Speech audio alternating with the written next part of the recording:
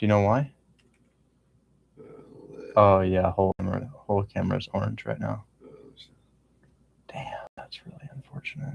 More bullshit. More bullshit. Yay! Hi YouTube. Yes, our camera's orange today. Do I know why? No. You see what I'm talking about? Yeah, I didn't. I thought it was the background lighting. Did you mess with it when you were using it today? Mm-mm.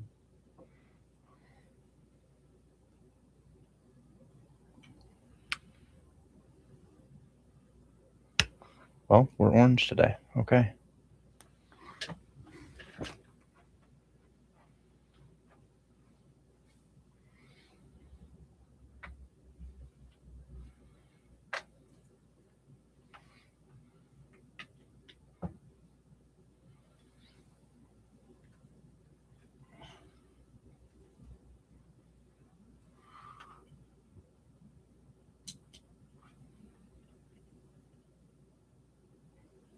That's a Jalen thing.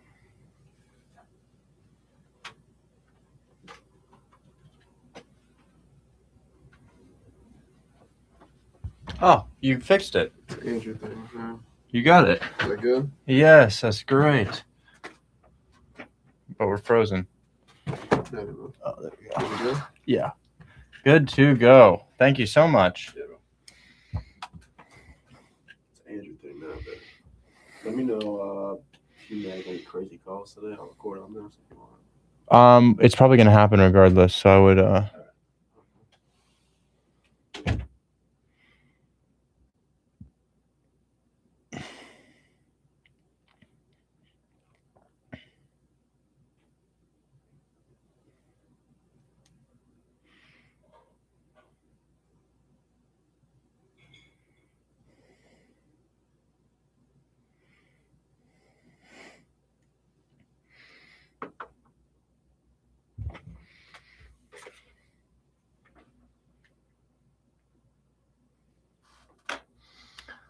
okay. Live there. Let's go to Hold My Hand Wholesale.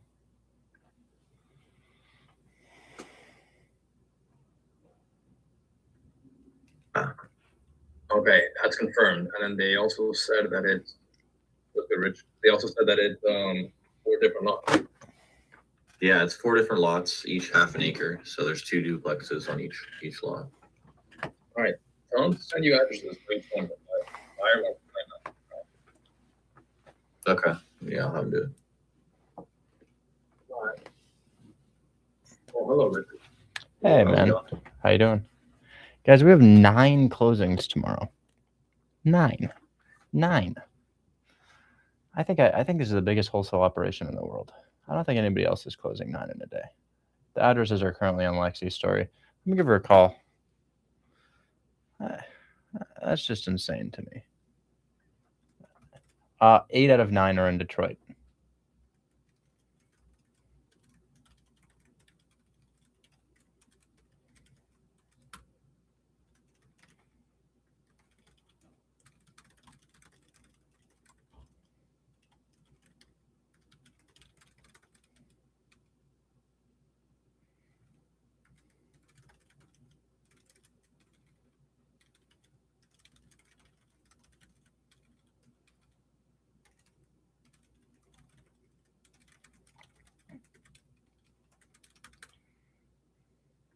Okay.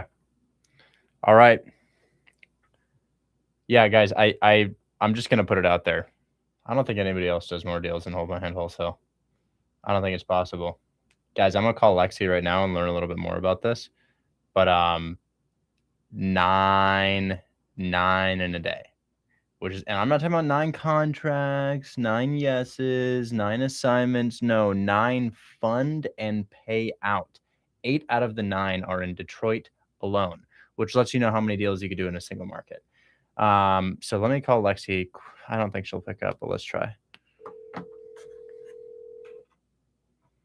Hey, Richard. Hey, how you doing? Good, how are you? I'm doing ecstatic after seeing your story. Can you tell me about this? Oh my goodness. Am I on live right now? baby. We do have 9 closings. 1, 2, 3, 4, 5, 6, 7, 8, 9. That's 1, and 2, we're talking 3, about 4, fundings. We're talking about deals 5. funded, paid out, and closed. They're closing, but they didn't fund out. They're not going to fund out till Monday. But yeah, I don't have all of the. I mean, it's like 5:16 here, and I'm brain dead after the. Could you imagine my day today with that many closings? So I'm brain dead, but I can definitely, if you want to call me on Monday, we can go through how much the project did, revenue is, and all of that. So I'm curious because I know Gold Key is beyond just Hold My Hand Wholesale. 8 out of the 9 were in Detroit. Or does that? And I know that Hold My Hand Wholesale is heavy in Detroit. Is this all Hold My Hand Wholesale, or is it more clients? No, there's agent files closing too. I can break them down and tell you how many are Hold My Hand Wholesale. I would love to know how many are Hold My Hand Wholesale, because if we could do even like 5 or 6 closings in a single day, that would probably make this the largest wholesale operation in the world. Yeah, let me pull up the calendar. I can go grab my computer real quick and I'll text you how many of those were Hold My Hand Wholesale. But I will say the majority are probably just agent closings. Oh, because really? we have a brokerage in Detroit right now. So I will say Joseph's team is very active though, and you guys do have a lot of Detroit pending closings. Don't get me wrong. Just today alone is a lot of agent closings. I know we have in the next week or so, I know we have Pinehurst, Auburn, Joanne, Glenfield, and Peyton closing. Correct. Yeah, Joanne closes on Monday. Jeez. Interesting. Okay, wow. And Peyton was scheduled for today, and that was one of the 9 mentioned on the let's see. I'm going to see in the notes right now if funding happened or if it's happening on Monday. Title clear buyer was scheduling as of 7 hours ago. So, yeah, that should fund on Monday, Peyton. Okay. Well, that's great. That's great. I know Yusuf is happy with his $35,000 in closing, which is disgusting. Yeah, Yusuf's killing it. Yusuf's one of my favorites right now. He's on top. Yeah, on top for sure. Well, thanks so much for letting me know. I just had to call and ask about that because 9 in a day is ridiculous. I know. I can't keep up. It's crazy. All right. Well, we'll talk. Thanks so much. All right. Thanks. See ya. Yeah. So guys, I guess my transaction coordination company is closing 9, but we also work with brokerages. I was under the impression that because they were all Detroit, those were all Hold My Hand Wholesale deals, but probably like 4 or 5 out of the 9 are Hold My Hand Wholesale deals. So still really, really awesome stuff. I am going to bug buyers to lock the hell in really quickly. Didn't Detroit change wholesaling laws? Not in a way that's impacting me and my business. I know Cleveland did, but that's also not really impacting my business. Okay.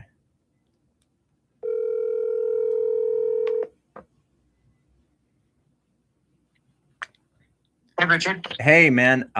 I cannot string the seller along any longer on E74. Okay. He's like, hey, you walked the property days ago, and I haven't heard anything, and EMD's not in. And I'm like, the buyer we have for it is an ER nurse. She's currently in the ER working, so I'm unable to get an answer. She shot us a text back earlier.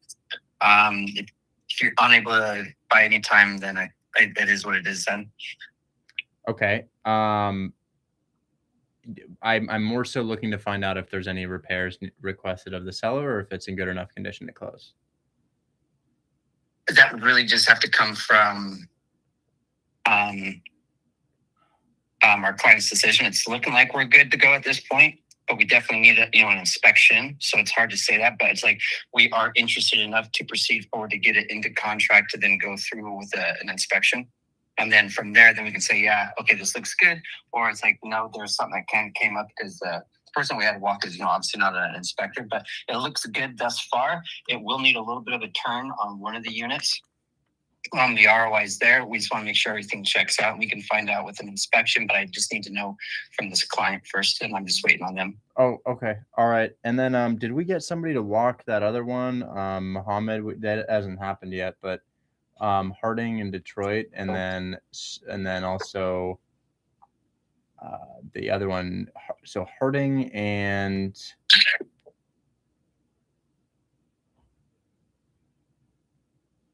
well, there was another one, and it seems I've lost it. Harding was one in Detroit, but yeah, I guess we'll talk about Harding. I don't have anything in front of me on that right now. The contract is going to expire on that one. It's the one we've been asking you guys to walk for 2 or 3 days. Okay. So if you give me Muhammad's number, I could send him to the property. It's not necessarily that. Let me bump the team right now in the text with you, and they'll take care of this. Okay. All right. Yeah, just let me know. Okay.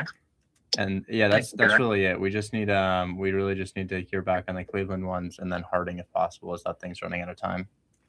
Okay. Perfect. Gosh, there really was another one. Oh, Martindale in Detroit. That went under contract yesterday, so we still have more time on Martindale, but that's another similar one. But those are both in Slack. So I guess the only tasks I have are Detroit, 2 deals, Martindale and Harding, and then we have like 4 in Cleveland, and we've walked one, or we've walked all of them actually. Okay. Okay. Yeah, just keep me posted on this. Okay, we'll do. All right. Work on it. Just send some messages. We'll have some answers for you. Awesome. Thank you. Talk soon. Thank you. Bye-bye. All right. I don't know what to do about that. I wish it were moving along faster, but it is what it is. Now we're going to talk to the seller's representative about a different deal with a different buyer who performs much faster.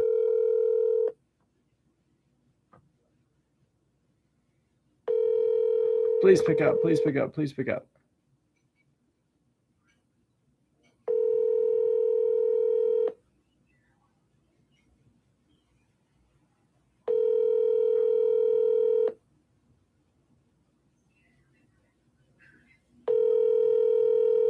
Mazza, those are scam DMs, man. You got to be careful. Fake DMs. Please leave your message. Oh, come on. Pick up the damn phone, dude. I'm double dialing.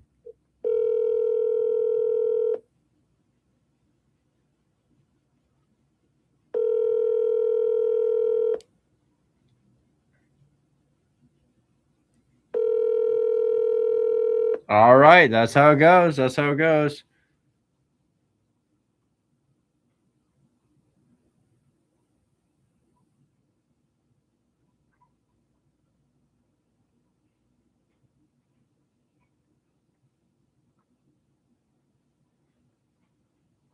Okay. And then we've got an agent that we spoke to yesterday about 2 deals. $14K to take over the debt. We sent her a contract. I need to see if she got that. And then we also have a $65K offer out on Carlisle Street in Detroit. We need to follow up about that. So doing a couple follow-ups here. We're going to call the agent really quickly. Well, that's not the agent.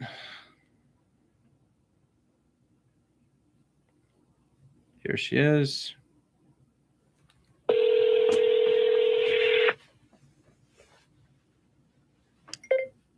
This call may be recorded for quality assurance purposes. I just started MKJ, nothing yet. Thank you for calling Remax City Center. How may I help you? What? How is it that her phone number is different? Where's Tommy? Yeah, Yusuf, I can help you out, but I need to talk to Tommy first. There's Tommy. Hopefully that's him. Can't really see his username. Could you bring me up? First deal under contract, Dayton, Ohio, 27% occupied. Yes, bro. Yes, bro.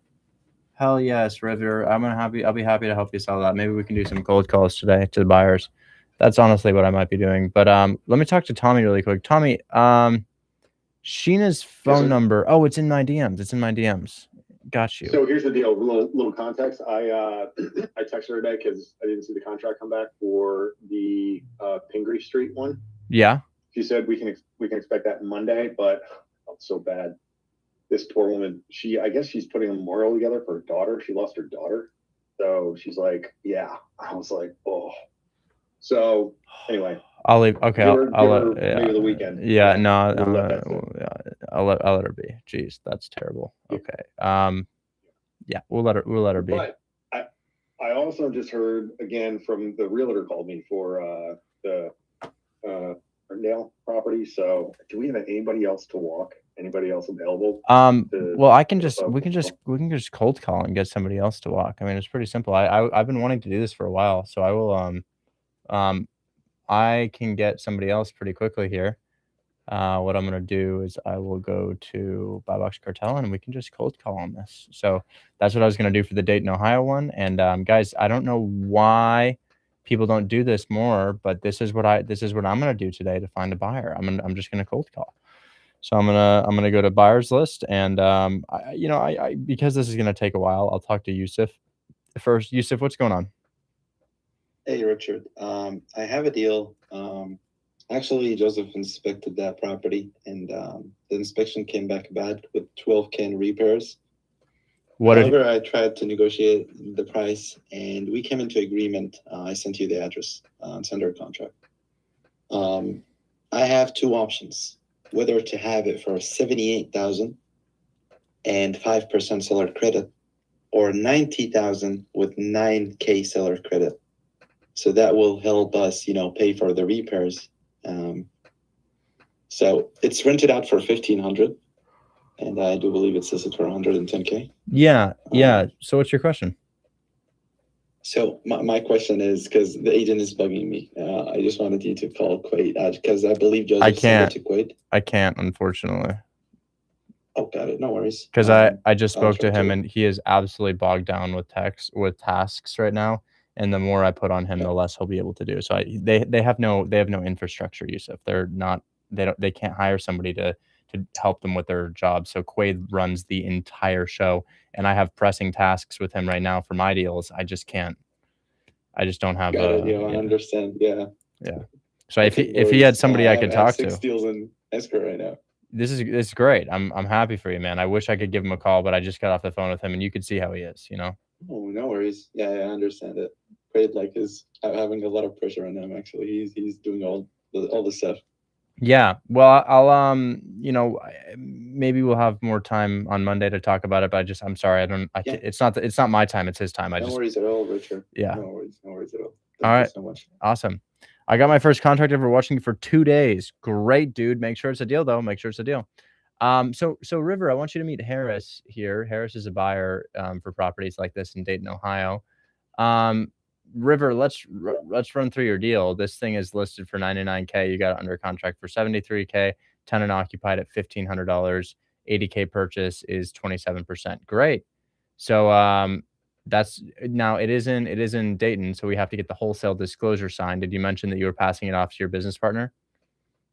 I did. Yeah, that's signed. Great work, dude. Great work. Okay. Well, this is a buyer in Dayton, Ohio. Harris, can you hear?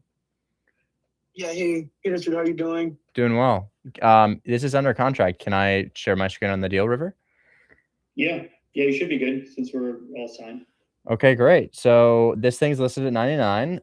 Looks like you've got a newer roof on here. That's nice looking. I can't really tell too much about it, but those are newer windows, newer siding. I think the roof's 5 years old. Sorry to interrupt. Yeah, this looks to be in good condition, man. I don't see any immediate issues, and it's occupied already at $1,500, available for $80K right now at a $20K discount below list price. So yeah, this is something that may or may not be up Harris's alley. Harris, what do you think? I can probably pick it up. It's in Dayton. Yeah. I can have someone walk it. Great. River, meet Harris. And can you text me the address? I'll have someone walk it over the weekend or on Monday. Well, I don't want to step on toes here. I'm here to make River money. So River, this is Harris. DM him your address. He'll go ahead and send somebody to walk the property. Yeah, sounds good. I'm up for whatever's deal. So just looking to do whatever you guys, whatever's recommended. One thing I'll mention is it started out as a sub 2 deal because they actually owe just like 72 or 73K, but they opted to, I guess, lose a little bit of money. And so they did mention it's in pretty great condition, but there's not really room for concessions. They did kind of confirm that. So if we need to, start higher and work our way down, I want there to be a little room. I think we're good. She just mentioned the floors might be a little damaged from the current tenants was something she mentioned, but that's it. This is great. And I might have another buyer, Tommy, for your deal here. Bring it. Harris, I don't know if you're going to say something, but yeah, you guys can connect, and hopefully $7,000 fee off of that on his first deal would be really, really exciting. I mean, it looks like a really great one, and it's occupied already. Dayton, Ohio is, just been a super, super, super popular market for us. So I've always liked that. It's been great. So there's only a couple markets where deals just absolutely fly. Akron, Dayton, and St. Louis, they just fly. They just fly there. I don't know what it is. You've got a little bit of a hurdle with the things going on in Ohio right now, but River just did it, and it's his first deal. So I'm sure you guys can do it as well. Anyways, I'm going to call a guy named Saeed and ask him about this Detroit property right here. So let me call Saeed. Saeed's a buyer of ours.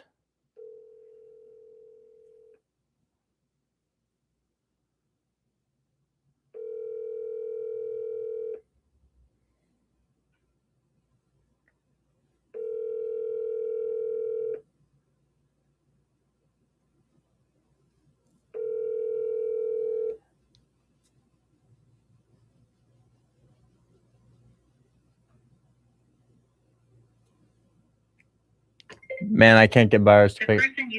I can't get buyers to pick up. Can we take over building or construction loans? I wouldn't. I probably wouldn't. You can, of course you can. It'll close, but I wouldn't. I think it's a poor decision. Tommy, here's what I'm gonna do. We've been experiencing some sort of data outage in Buy Box Cartel. Let me see if this is fixed by now. I'm gonna grab your. I think I was talking to Tommy. Sorry. I'm gonna grab your address, which is Martindale.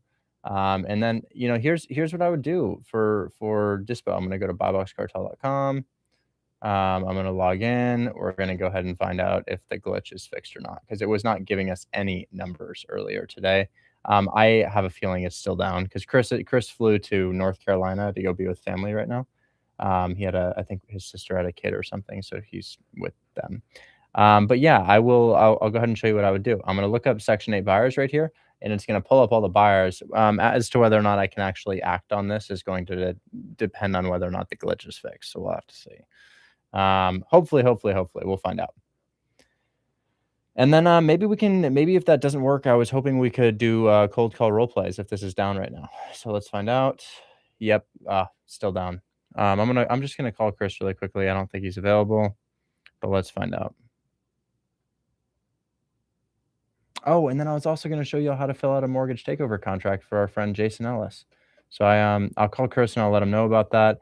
So agenda today, going to do something new. I want to cold call role play with you guys. I want to show you how to fill out a purchase and sale agreement for a mortgage takeover property. And then, oh God, I was hoping we could do some live dispo, but unfortunately this site is down. So I'll call Chris really quick.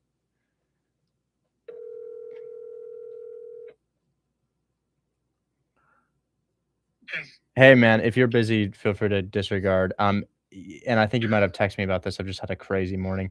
Are you also seeing the data outage thing? Yeah, of course. Yeah, I texted you about it. Okay, so I glanced at it. I just was so busy today I couldn't look. But any ETA, no rush. I know you're doing other things right now. Probably by the end of tomorrow, and because it can't pull funds directly from like a bank account or anything. The batch data account has to be already funded. So what it will do, my mistake, not setting auto pay, is it will go ahead and fund the account tomorrow. It takes like 24 hours. Okay. All right. And then, yeah, once it's funded, then auto pay can be set, and then it'll be good to go. It won't happen again. Also, you know how when you skip trace on the map? Yeah. It was doing individual skip traces. Mm-hmm. And so now it'll just pull from the cache data. So it'll be just as quick as the results list below it. No more waiting for like 15 seconds. I saw that. It's moving much quicker. Yeah, I'm doing an official fix now, but also it was pulling new data, which was costing us money. It won't do that anymore. It'll just pull the cache results. So should be much quicker. Okay. All right. Yeah. All right, great. Sorry about that. No, you're good. And I know you shouldn't even be working on this right now. I just I'm live and people were asking, so I was just thought I'd give you a call. Yeah, I'm like at my sister's house right now. I know. I'm sorry. I'll let you be. Go enjoy yourself. Well, I'm working, but I'm gonna stop here in a moment, and later on I'll do the lender stuff, and when I get back to the hotel. So helpful, dude. So helpful. I can't tell you how much I appreciate that. Really helps my relationship with it. I appreciate you. Thank you. Yeah, sorry about all that. No, you're totally fine. All right, man. Well, I'll talk to you later. Okay. Absolutely. Talk soon. Bye bye. Somebody says I don't see the link. Now, Brittany, when you click the link in my bio, it doesn't say Hold My Hand Wholesale. Like when you click that link and then there's a list of links, because we have been experiencing some issues. Instagram sometimes doesn't let me show links to anybody. So it's very possible. But I guess, could somebody help me out? Is there anybody that could tell me yes or no if I have a link in my bio for Hold My Hand Wholesale? Because Instagram just, you guys know how it goes. They ban me for sneezing. Yeah, I scratch my nose and they're like, oh, banned. And I'm like, what? So just if somebody just saw there is no link. There's no link in my bio. I just checked. Yep, it's just just have your Threads account.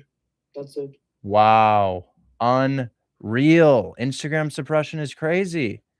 So I have it on TikTok. It's showing on TikTok's not suppressing me. I guess I'll just give you guys the link. And then, hey Andrew, can you come here?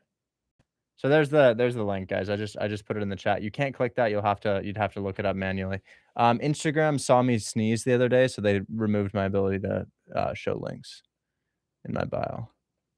I might have coughed. I don't really remember which one it was, but yeah, if possible. Yeah. Gosh. I'm sorry, guys. I'm sorry. I don't know why that happens. I'm sorry. But there it is. It's right there. My apologies, Instagram. You had the wrong color shirt. Oh God, I should have known. 100%.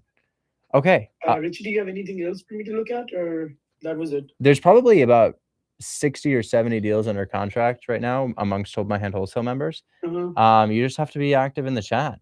There's always more. I mean, guys, here's a buyer in the chat begging y'all for deals.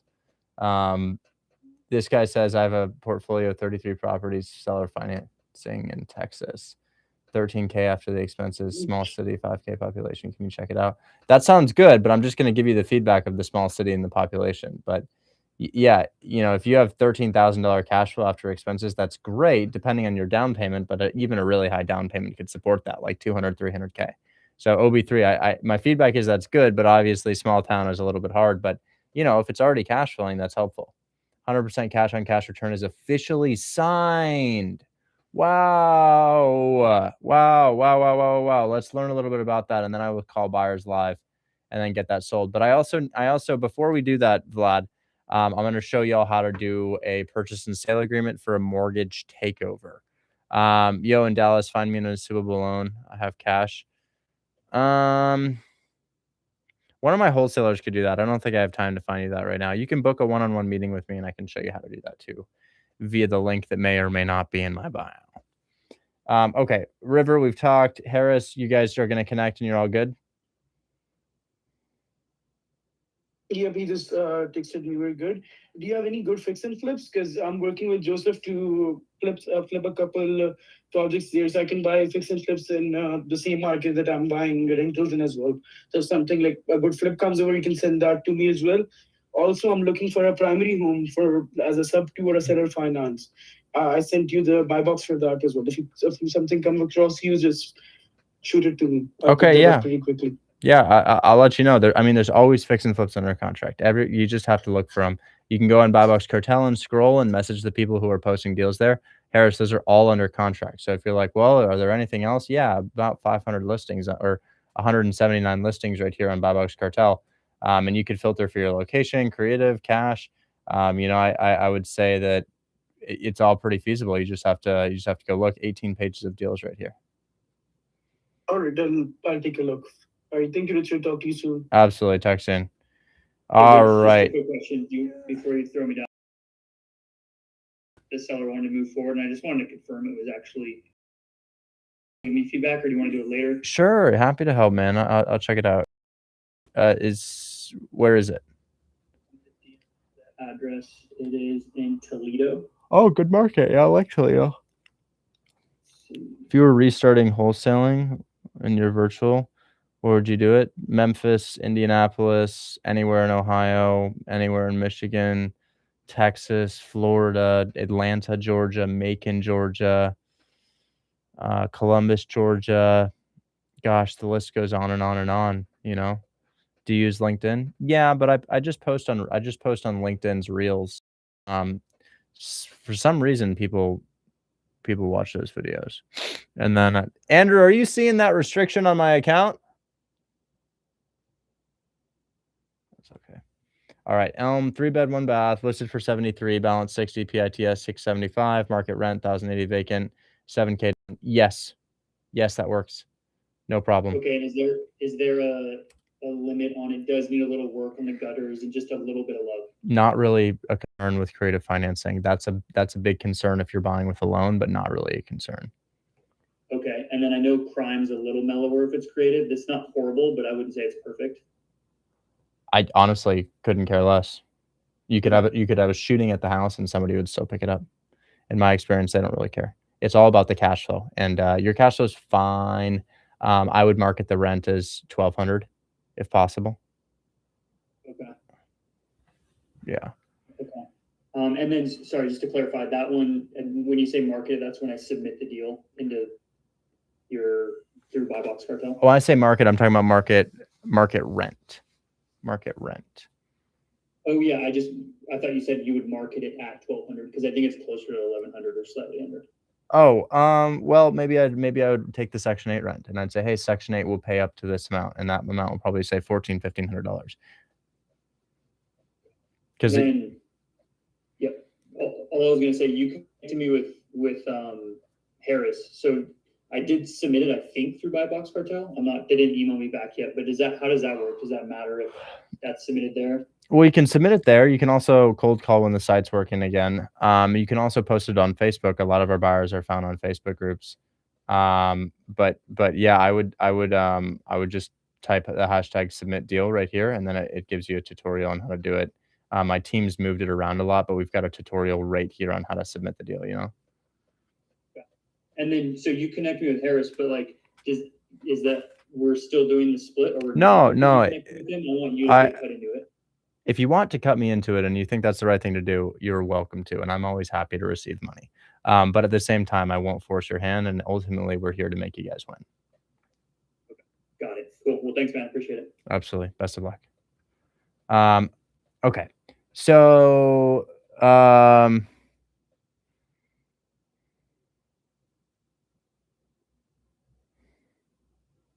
okay. So we're going to do a contract right now for Jason. I'll show you exactly how we do it. So if you are trying to do a mortgage takeover contract and you've been confused about that for some time, no need to be confused. It's actually immensely simple. Here's exactly how I'm going to do it. So this is to sell my property with a trust acquisition agreement. So the type of deals that I'm pitching to sellers, hey, can we take over your debt? Let's put it in a trust. Guess who else sells their properties like that? Me. So I'm going to ask for 10K down on this from Jason. And that's what it needs to be at. I'm not going to be a stupid, belligerent, delusional seller as the many that I talk to every single day and try to act like I have equity when I don't. The only value that's in this deal is the location, the condition, and the interest rate. Condition is new construction. Location is Houston, Texas. Interest rate is the best interest rate of all time, 2.3%. Am I asking for 50K down? No, I don't. There's not 50K in equity in it. There's maybe 20K, 30K in equity in it, but that doesn't mean that I can get my full equity up front. I know because I can take baths without drowning. So what I'm going to do is I'm going to go ahead and fill out the contract here. And this is exactly how we do it. So I'm going to make sure the font is right. There's only like 3 steps here, guys. Like it's genuinely so simple. There's only like 3 steps here. Okay, so we put the address in. So that's step 1. Purchase price of what is to be paid as follows. Well, we need to know the mortgage balance, and I don't know the mortgage balance, but it's approximate, so I might as well just guess the mortgage balance. What I'm going to do is I'm going to throw this into PropStream, and it will tell me the mortgage balance. Search it up. Says I owe about 211, and it's worth 228. So there's that 30K equity there. So 211. I don't know why I bought this property, but I did. But now I'm going to get my down payment back, so it's okay. And I guess it was a write-off, So let's throw that in there. 211 plus 10, 221. Earnest money. I'd love $1,500 earnest money. $1,500 earnest money. Approximate existing first mortgage, 211. But it says there's 2 mortgages. However, I don't think there's 2 mortgages. We're just going to say the 211.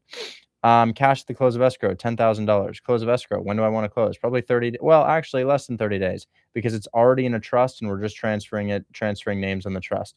So maybe we can close on the 28th of August. Let's find out what day that is. What day is August 28th? It's Friday, August 28th. Great. Friday. Just need to make sure it's not a Saturday or Sunday or else it's going to get moved. Sellers. This is in my trust. So technically I'm the seller. The seller is Hill Lane Trust and Equity Holding Corp. So Clifton Equity Holding Corp. That's the same font, the same size, all that.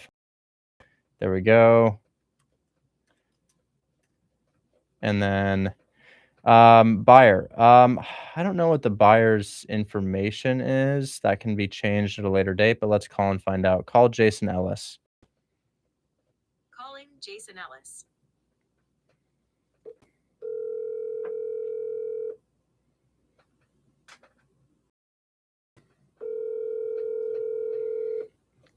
Golden, I think it's inaccurate, but a decent free alternative.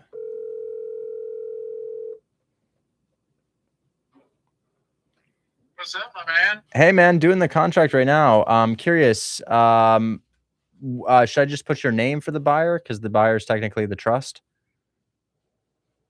I like everything. That's okay. Sure. Is that just Rogue? Yeah, Rogue River Securities LLC. Okay, perfect. Securities. Okay. Well, that will be over to you shortly. Do I have your email? I have not. I'm on I-5. I'll have Jennifer send it right now. Huge. Thank you so much. Just text it over to me. Yeah, we'll do it. Awesome. Thanks so much. Bye-bye. Dude, thanks, Rich. Bye. Is it always necessary to have capital stored before doing a wholesale deal? It's never necessary. You just don't. I remember the video I posted today is I started $45,000 debt. Guys, wholesaling paid off my debt with 4 months of studying how to do it and 3 months of practicing the business model. So in 3 months of actual calling, I studied. And keep in mind, there was no hold my hand wholesale. There was nobody going live and demonstrating the process with real addresses, real sellers, real buyers every day. I just didn't know what I was doing. I didn't know why a buyer bought, why a seller sold. So it took me 4 months of trial and error to figure it out. I started in May of 2021. I did my first deal in October of 2021. And when I said I started in May, I'm just listening to YouTube videos, guys. And then I do my first deal in October of 2021. And then 3 months after my first deal, there's no more debt. I don't have any more debt. It's all gone. So I'll put in Jason's information. I don't want to. Oh, I spelled Rogue wrong. Did I write Rouge? ROGUE. I think I wrote Rouge. Spelling has always been rough. So do the email. And then I think we're done. I don't think there's anything else. So guys, that's really all I had to do. I'm going to change the date at the bottom here. Approved and accepted on Friday, August 14th, 2026. And what did I write Friday? I should have just wrote August 14th. All over the place today. Oh my goodness. Okay. And then we're going to call this Clifton Hill Lane. And then preserving that interest rate, passing it on for a fee, keeping the loan in place as we do. And then I'm just going to go ahead and add my signature to this really quickly. As you can see, it's a very simple thing to do the document. And I don't know if anybody's curious, but this is a 2.3% interest rate. If anybody's curious about how I captured a 2.3% interest rate, I'm happy to talk on that as well. Although I will say I think we've talked about it a lot, but I'm always happy to go through it again. Let me go ahead and putting in my, there we go, signature, initials. And we just pulled one of these off yesterday for $14,000 down on a duplex.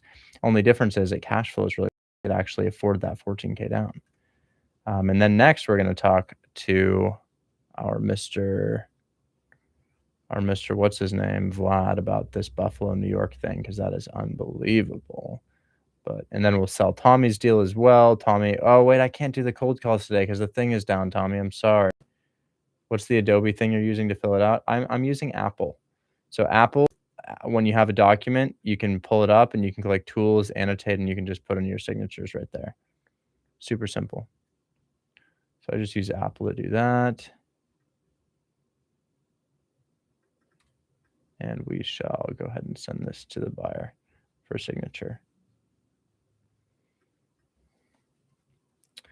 Okay, so let's talk to, contract dash, or I'll say Richards contract dash Clifton Hill Lane.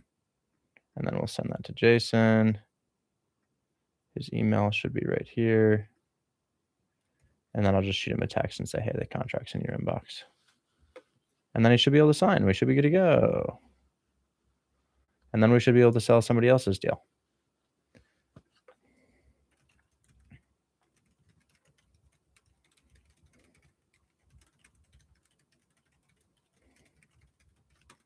Maybe we can call that seller again from yesterday and see if he's willing to do a deal.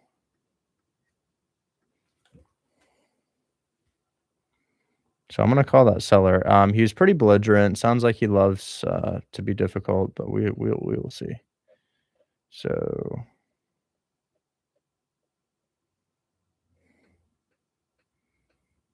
what's his name?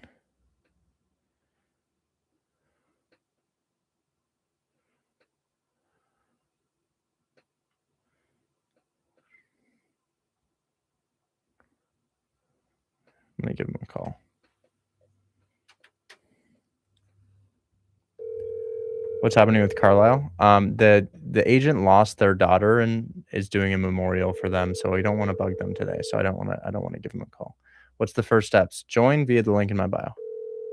Any Big Bear deals? No, but I did do an awesome Big Bear sub 2 about a year ago. Made 10K off that.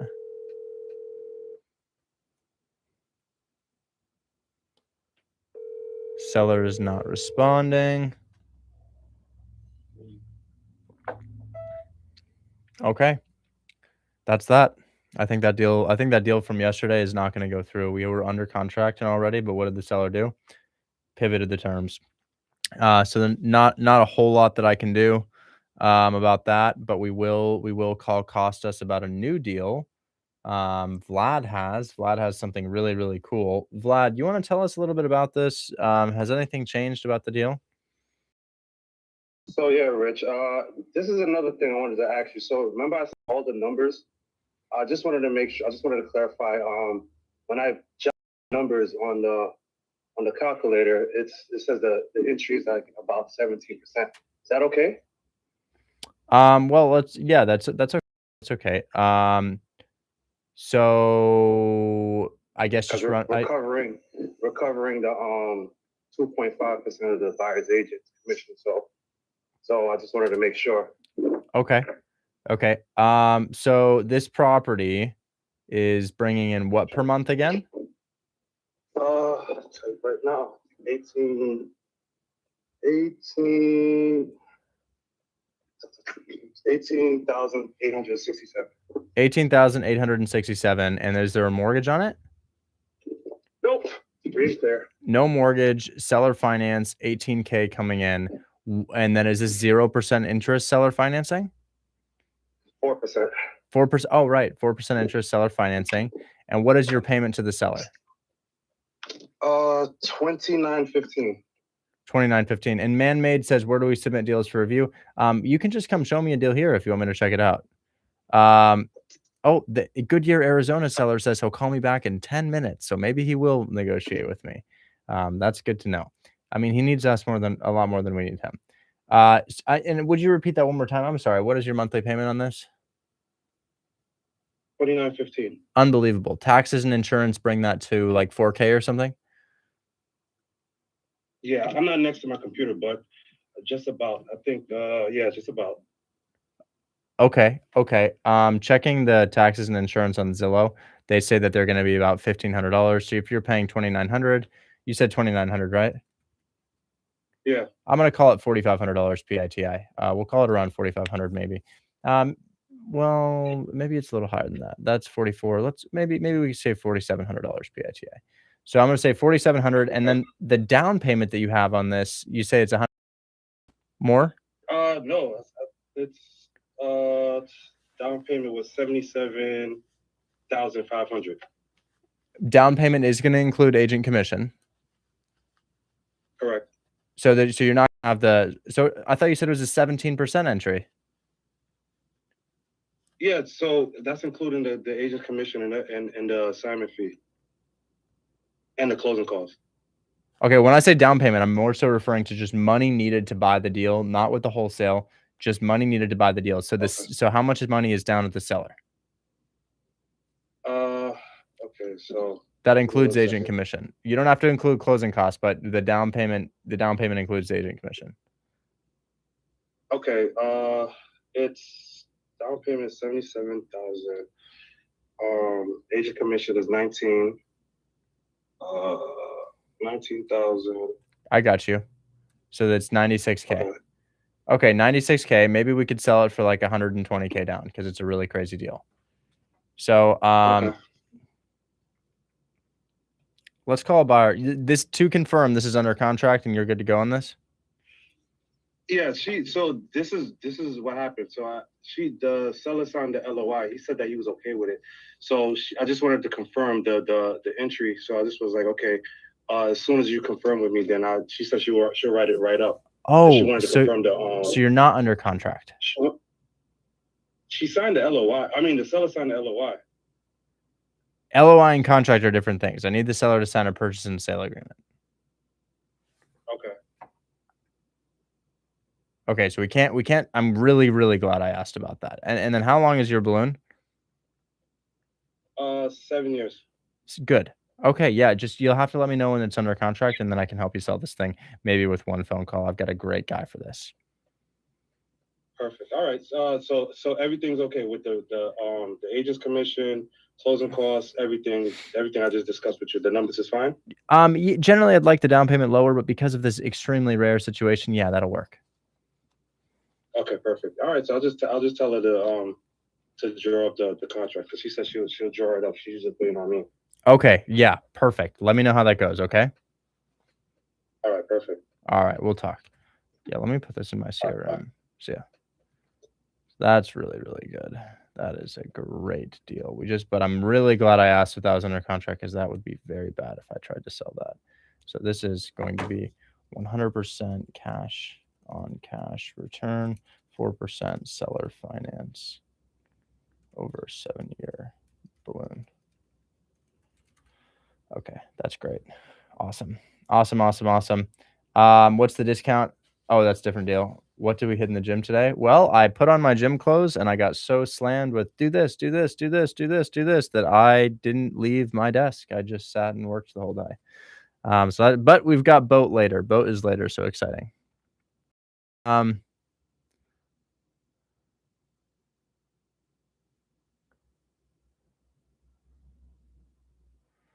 Okay. And then, yeah. So guys, Tommy, again, we're having a glitch right now with Buy Box Cartel. Our card information failed and we had to essentially redo it. And it's making it so we can't skip trace the buyers, but it's supposed to be back tomorrow. And then we should be able to, on Monday, we should be able to do some cold calls for that. And then I really hope that we can get my buyer to respond here.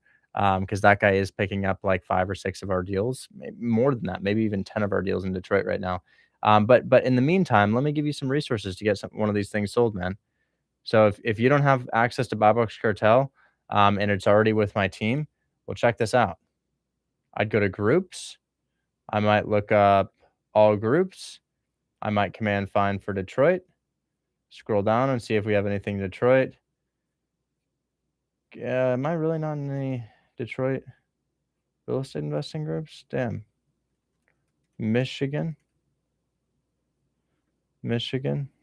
There, Michigan Wholesale Real Estate, 36,000 members, and I'm in this group. Great. Let's see if we can find somebody who has a really active, like crazy post that did numbers. Because sometimes people will post, it doesn't look like this is active at all. Looks like this is like completely inactive. Yeah, I don't see anybody commenting on here. So I don't think this is a great group to do it. But what I used to do when I was doing wholesale, look at this crazy picture. What I used to do when I was doing this previously, I would join a real estate investing group, and maybe we can do the is there a rental, Memphis rentals, short-term rentals, Memphis, Houston rentals. We have a Burr group. Where's my Burr group? Here it is. So this is also one of my favorite groups right here. You know, you could post deals in here and you could say, you know, 25% ROI duplex in Detroit. And then you could, oh, well, I don't know what that is. And then, and I would make this H1. That's what I used to do. H and then address, and then 1, 2, 3, and then maybe you want $122,000. And then link to photos. And then closing, 30 days, and then call Tommy for info, and then, you know, put your info right here. And I would have a link to my photos right there, and I would have a big cover photo too. So when you have a link to photos, that's Drive. You put all the photos from Zillow and Google Drive, and then I'd have a big cover photo right here, so it pops up when people see it. But yeah, you know, make yourself a little catchy title and post this in like 10 different real estate investing groups, and put your phone. And man, I used to do that all day, every day, and that's how I sold like all of my deals for a long time. And I think that that's still a really valuable. All right. Just quick question. Companies out there that provide boots on the ground. Some kind of report or whatever to get to the buyer. It's not that at all. It's not that there's nobody who can go. It's that the buyer needs their own representative to go to the property, and the buyer has no infrastructure for their team, so they can't. You know, I call and ask them, and they're like, "Yeah, we'll soon do that." And it's a buying group, so that when I call Quaid, he's got like 10 or so people who, maybe more than that, maybe it's like 20 or 30 people who buy these deals, and then they'll send somebody out when they can send somebody out, which is usually why we take 7 days here. But yeah, if sending somebody to the property is your prerogative, Pam is in Detroit, and Pam can go to the property. You can just throw Pam in the chat at Pam $50, and Pam would probably go walk the property for you. But you know, then we'd have to do a second walkthrough. So you could say, hey, you know, we're just juggling a lot of rehabs right now, which I am juggling a lot of rehabs right now, and and then you could send somebody else to the property. But honestly, I would just wait for the buyer to respond, and I would try to find some other buyers by posting in those groups, and then cold calling on Buy Box Cartel when the service is back up. Gotcha. Okay, cool. Will do, man. Thank you. Absolutely. Talk soon. All right. Yeah, Vlad, you'll just have to let me know when. Okay. That's my only update for you. Just have to let me know when. All right. What if the buyer cancels? Are you the guy of the Bob? I don't know what you mean by that. If the buyer cancels and you are outside of your inspection period, the buyer loses their EMD to the seller. Earnest money is EMD, and that's an amount that the buyer submits, like usually 1% or less that the buyer submits, and that money would go to the seller in the event that they back out. So earnest money is also known as a good faith deposit, and a good faith deposit is to show that, hey, you are actually interested in this transaction moving forward. You're willing to show seriousness in this deal, and if you back out, you lose your good faith deposit. So the way the buyer is held accountable is, hey, if you back out past your inspection period, which is the time in which you are allowed to back out, you're losing your EMD, and that's how you do it. Anyways, man-made number 1821 asked me, how do we submit a deal for review? And that's not really what this is about. More so it's like a live classes where we're happy to give you feedback on your deal. So man-made number 1821, you got something for me to look at? Yeah, so I'm actually looking at some properties in Ohio. Cool. My brother's going to walk them for me. I've got it pulled up now. It's for sale by owner. However, for the market, I feel like it might be a little overpriced, although it's nicely done inside. And I just wanted to get a second opinion before I moved forward with it. Okay, yeah, absolutely. Let's take a peek. What's the address on that? It is. I just got it, and I, of course, went back. No worries.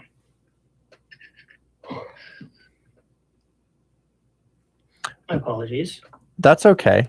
I do have Here we to go. Go ahead. It's 226 Pershing Avenue, and that's going to be in Galion, Galion, Ohio. Now, is Galion, Ohio, a place where you is it kind of like purgatory, where if you woke up there and you're like, oh my God, I'm in a town of 2,000 people? Because I'll be honest, I've never heard of that area before, and if we're rural, there's no doing deals. That area, so I know a lot of the people in that area that are looking for good, low, affordable rents, and that's kind of my goal with my rental portfolio, is to be able to help a lot of people in those areas get more access to Section 8 and things of that nature. Okay.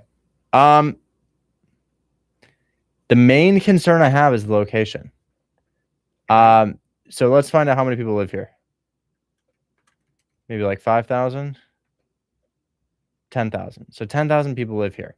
Now, if you're a real estate investor, are you thinking more tenants exist in a town of 10,000 and more tenants exist in a town of 500,000? Probably 500, right? So people, generally speaking, don't love to invest in real estate in areas that are small, because where does your tenant come from? Where does your buyer come from when you want to sell the deal? What draws people to this town? Is this a town that used to be big because of the Rust Belt and the industry that used to be in Ohio and now it's shrinking? Or is this a town that's growing for some reason? Most of the time, and even if they are growing, well, 10,000 people live there. How many people can rent? How many people actually need rent in an area like this? So that's why we go with big locations. So you can try to do a deal out here, but you have to make it super appealing, in that it would probably need to be a creative finance deal to do something out here. Correct. But the town is actually growing. There are factories that have moved in. So it's part of a bigger county called Crawford County. Honda's moved in. There's a few other new car manufacturers that are about to break ground as well. Buyers don't know that. When I look at a place like this, I think this is the middle of nowhere. Right. Well, that's what I was saying, because I'm unfamiliar with the area. I figured I could start there and grow. I wouldn't. I would say the closest area to look for deals here it'd probably Columbus, Ohio. Yeah, Columbus, Ohio. I think Dayton, Ohio is fine. And the smallest I'd go is probably Canton, Ohio. Canton, Ohio is small. It's not very big, but I think enough people live there to do deals where people are interested in it. So that's some feedback about the location, but we haven't even heard about the actual deal. Now, when it comes to property, right? Section 8 gives us an estimation of what they might pay, but usually it's way off and a lot closer to this actual number right here. So this rent is going to be $1,000 per month. You may not know it right now, but it would feel like highway robbery for you to buy this deal. And I'll tell you why. Yeah. Let's say that's kind of what I was thinking as well. Let's say you got this thing for a big discount, 120K, like a really big discount, 120K. You're spending $34,000 as a down payment to buy this. That's 20% down plus closing costs. Your monthly payment's $1,000. You're bringing in about $800 a month after expenses. So you'd be losing money monthly on this. So this is a property where they're looking for a retail buyer to move in and live in it. And it looks like a solid property. It looks like it's in great condition. I have no complaints about the condition whatsoever. But it's rural. It's pretty far out there. And then beyond that, it doesn't actually make money as a Section 8 rental property, even with the big discount. So if I were you, I would say go to a bigger area for sure. Somewhere that's really appealing to people right now is Atlanta, Georgia. People really love flipping in Atlanta, Georgia. And if I wanted to find something in Atlanta, Georgia that just is really great, well, I might put in a price point of $200,000, and then I might look at for sale properties. And I'm going to scroll until I find something that looks like it could be attractive. This thing already is in renovated condition, so we know it doesn't need a renovation. Well, the question is, could it be a rental property? Not at this price. This will rent out for $1,300, and the mortgage on $200,000 well above $1,300. So we need to quickly be able to differentiate between rental property and fix and flip. And we already know that virtually everything here wouldn't be a good rental because it loses money per month. We have to stay in cheap markets in order to do rentals. Now here, this could be a fix and flip. The house to me looks like it could be cool. It's got a decent bit of land here. It's a 3-3. The interior, what do I think about it? It needs a rehab for sure. It's in pretty lame condition. I don't think this is good condition, but it's also not the worst condition in the world, which means that a lot of newer investors are going to be interested in something like this. So the property that's on my screen right now, this to me could be a good flip. Is it a good flip? Well, that depends on the area, because I don't know yet. I don't know. We know it's in Atlanta. We know that's a great big area for people to live, but could this actually be a flip? Well, let's find out. If I look in this area, well, look at this. More expensive properties right next door, but that looks like a new construction. Yeah, that's a 2022 new construction, so we couldn't use that as an example. So what I'm going to do is I'm going to go from for sale to sold. 3-3s with 2,200 square feet have been rented. Let's find out if that's the case. This is the small subdivision that this thing is in. And I'm going to take a peek here, and I'm going to go for sold to see the sold houses. And I want to remember the dimensions of my property. My property is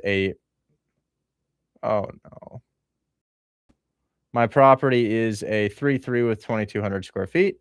So I want to look for another 3-3 ranch with 2,200 or so square feet or so. It doesn't have to be perfect. Ranch is the style that this property is. So we're going to look for something similar. Is this a ranch? No, this is some sort of modern, I don't even know what. Is this a ranch? No, that's not a ranch. New construction, newer construction, different type of property, ranch. That's a ranch right there. That's a pretty similar property. Only problem is it sold in 2024, so appraisers couldn't actually use that. We can really only look at the past 12 months of sales for those things to be accurate. So as I look at these are all different year builds. I mean, I can see that this is definitely, well, if I had to guess, I'm going to go 1992, or it could be 2003 or 2004 for this build. Let's find out. Oh yeah, I was second. I was right in the beginning. So, or in the second guess. So this is a 2007 property. We couldn't use this as evidence to say, well, we'll sell for this much because we're a totally different year build. So I actually don't see a lot of evidence. Yeah, that's a ranch right there, and that's a ranch right there. But these prices don't suggest that we could get a higher price for renovating this. So ultimately, I think I could compare this to the stock market. What makes a stock sell? What makes somebody want to buy a stock? Well, the value of the stock goes up when other people follow suit. When other people buy the stock, the value of the stock goes up. With real estate, when other people are buying houses for that price, well, that becomes a more desirable fix and flip. So with stocks, the evidence is inherent by the value of the stock. But with real estate, the evidence to invest is not necessarily inherent. We have to dig a little bit deeper and say, hey, if I buy this property, can I build a sufficient case to say that this property will sell for more based on similar year built, similar style properties, not exact matches, but similar properties, which we refer to as what you've heard of comps, right? So we start the process over again. And we could even reverse engineer the process. We know that we're targeting properties probably between, I'm going to go 300,000 and maybe 500,000. And I'd like to know where those areas are in Atlanta because I'm not super familiar with this market. If I zoom in, does it look like this area is having houses sell for that price?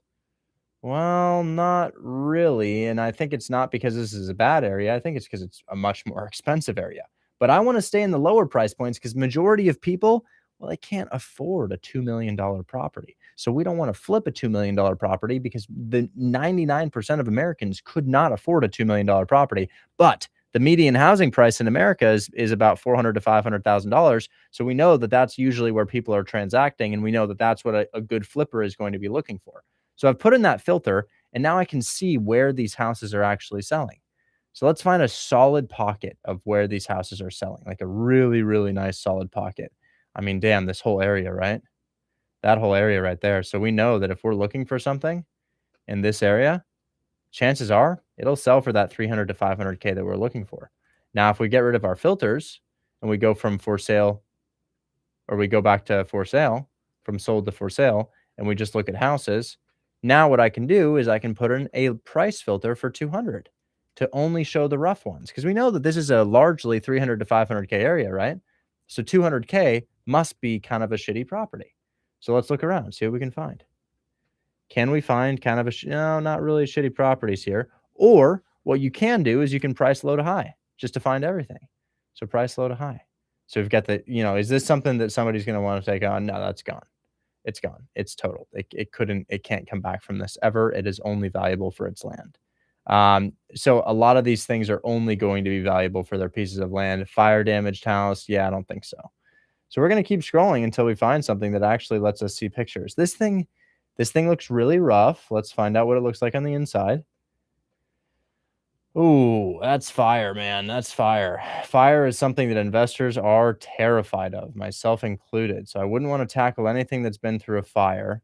This thing, yeah, that could be fine. I think that could be fine. I'd like it to be a little bit more evident that it could be a little bit prettier. This, rental conditions, but it looks like it's already under contract. This right here, already under contract. This right here, active, gross, but not that gross. So what do we have? Not a super cute property. Could be something desirable, but not a super cute property. Roof on the property looks a little bit older, so that's something they need to fix. Going through the property, what do I think? Yeah, it's gross. It's really gross. And that's what I like. Is it disgusting and like a safety hazard? No. But that's what I like if I'm a flipper. I'd love to flip something like that. This is in Decatur. Decatur's an excellent market. But now here comes that evidence that we talked about. We need that evidence. But what do you see right here? Can you tell? What could I be looking at just from this image? Anybody have any idea? 300K, 258, 300. And what are these properties? These properties are... Any idea, man-made? Not today? Okay. These are flips. They're flips. Is this somebody's furniture because they live in here? No, no, no, no, no. You see, this is called staging. They hired a company to put furniture in the property to make it look a little bit more habitable. This right here, is this really somebody's NPC ass furniture? No. That's staging. So we probably have found something. So what do? I call the realtor if the evidence suggests it's a good deal. 179,000. Great. Let's click look in our past 12 months, because before that, not super. And let's remember what we are first. What are we? Let's try to remember. 1215 ranch with a carport. 1215 square feet ranch with a carport. Great. So is this another 3.2? No. That's a 4.3 with 2,300 square feet. That's a 5.2.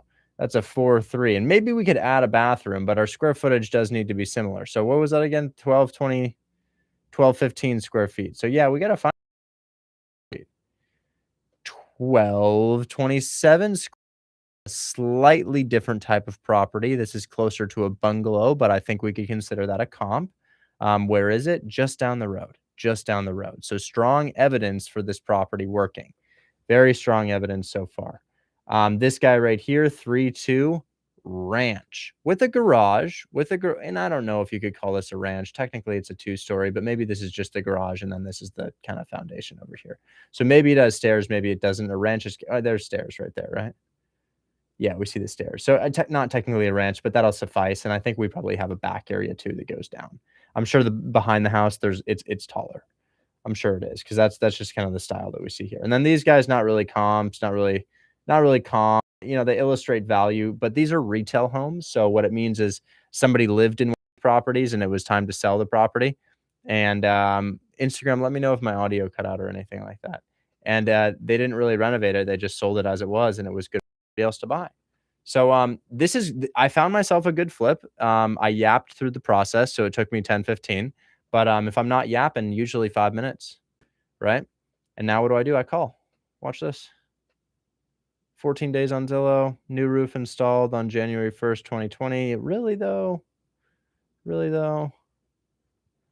Really though, that looks like shit to me. There's a damn tree on the house. Yeah, that's I don't know about that. Maybe it was, but it just adds to gonna need a new roof. Okay. So how much would it cost to make this thing nice? Well, we might want to look at one of the renovated houses to figure that out. So let's look at one of our good comps to figure that out. What's a good comp for us? This guy's pretty good comp. Not really renovated, just in good condition. This guy's okay comp. This is a good comp right here. So I like this guy. How do I see the photos if I don't have photos? Well, I'm going to use a service called PropStream, which gives me all kinds of sneaky information that other people might not have. So I'm going to put this in here, find out what my photos look like. Now I know the scale of renovation that I need to be at. So you see I got my photos, and I can see that this property, basic, black and white, millennial gray rehab, nothing custom. Custom would be, well, custom. This isn't custom. In fact, it's, in my opinion, I don't like this renovation at all. I think that this countertop here is completely out of style.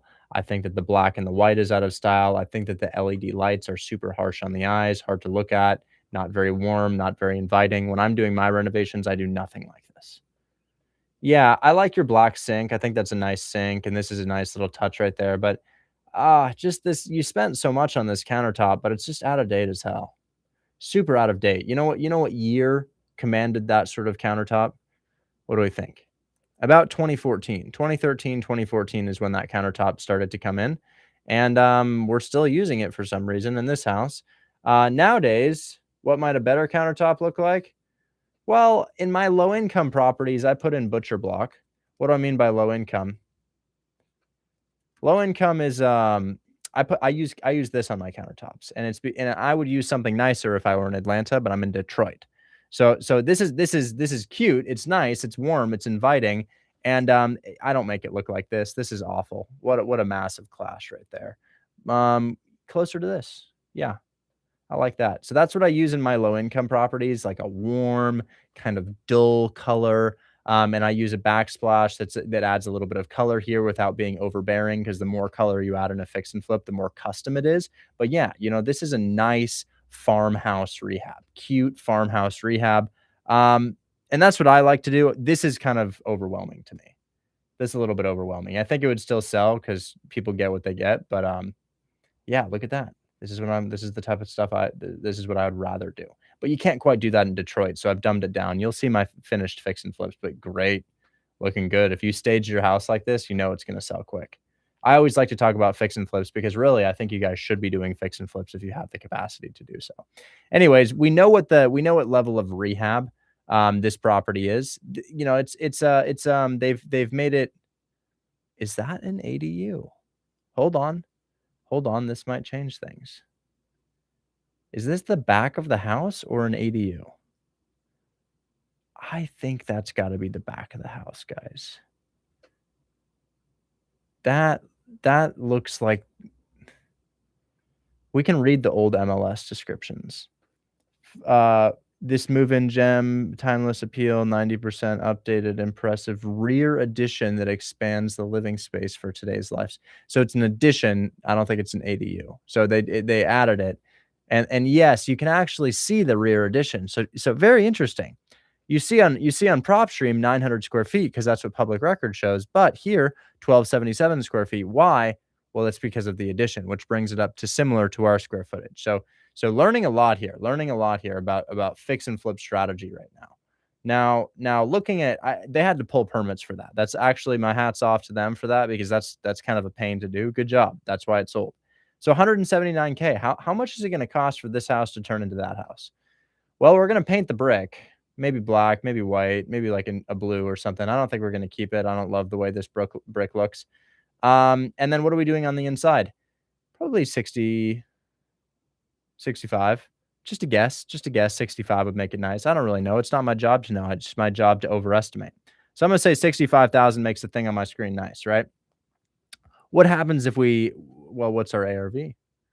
Remember, this guy sold for 290, and then let's briefly glance at the other comp we had, because I didn't actually ever register that. 290, 297. Looking at this guy renovated. Yeah, maybe Yeah. Yeah, probably renovated. And then you've got these two up here, which are much nicer renovations with garages. So yeah, I think that the price is probably about we want to be between these two. So maybe about 285, 280 on the ARV. And then we look at this guy, understanding that it'll sell for 280. What's going to happen if we buy it at 180? Well, you buy it 180,000. Somebody would like to flip it. They put in 65,000 on the rehab. Now you're in it for 245, $10,000 in closing costs. Now you're in it for 255. You sell it for 280 and you make 25,000. Nope. You sell it for 280 and your realtor posts some pictures and takes 6% for posting pictures. And you walk with 263 and you're in the deal for you make 7K on the sale at their asking price. 65K. You know, let's piece it out. What could we do here? Get this done. Well, this is hardwood, right? Is that hardwood? Yeah, I think that's hardwood. I say because they have LVP that looks like hardwood. We're gonna let's piece out the rehab. I disagree with them. New roof is needed. I'm gonna do 11,000 on my roof.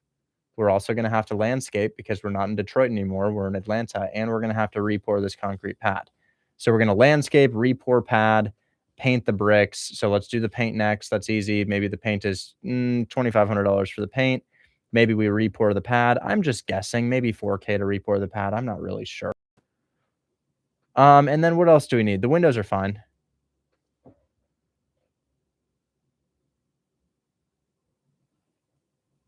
Oh, we just got great news. I'll tell you in just a moment. Great news just came in about a deal on my text. Great news. I think I just made $10,000. Here's a hard money lender. Hello. Richard, Zach, how you doing? Hey, man, I'm live on TikTok, Instagram, YouTube, and Discord right now. Oh, nice. Hey, we'll get back to the live. Let me know when you're done. I just wanted to circle back on the email that was sent over. I was in Vegas for a few days, so just wanted to touch back with you. But just let me know when you're free. Sure. I'm working. Is this about Trinity? Yeah, it is. I'm working with another hard money lender on this right now. We don't know what my loan terms are going to look like, but if they're bad, I can definitely hit you up about it. Okay, yeah, because the best I found is what I presented last time we spoke. So I just wanted to touch base, and I'm not having any luck with private money out in Michigan either. So just let me know how your terms are looking. If you need the backup offer, I'll send you what we already have in place. For sure. For sure. Thank you so much. Really appreciate it, man. Not a problem, man. Have a good one. Talk soon. You too. Bye-bye.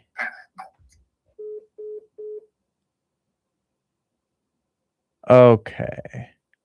Damn, video today is a flop. Shit. Content getting cooked. Oh, well, it is what it is. Okay, let's go back on. That's okay. We got good news today.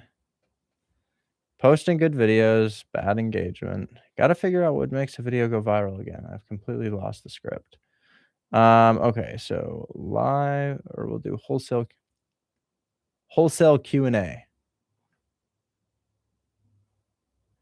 Nice. Okay, we were piecing out the rehab on here. Maybe it won't cost as much as 60.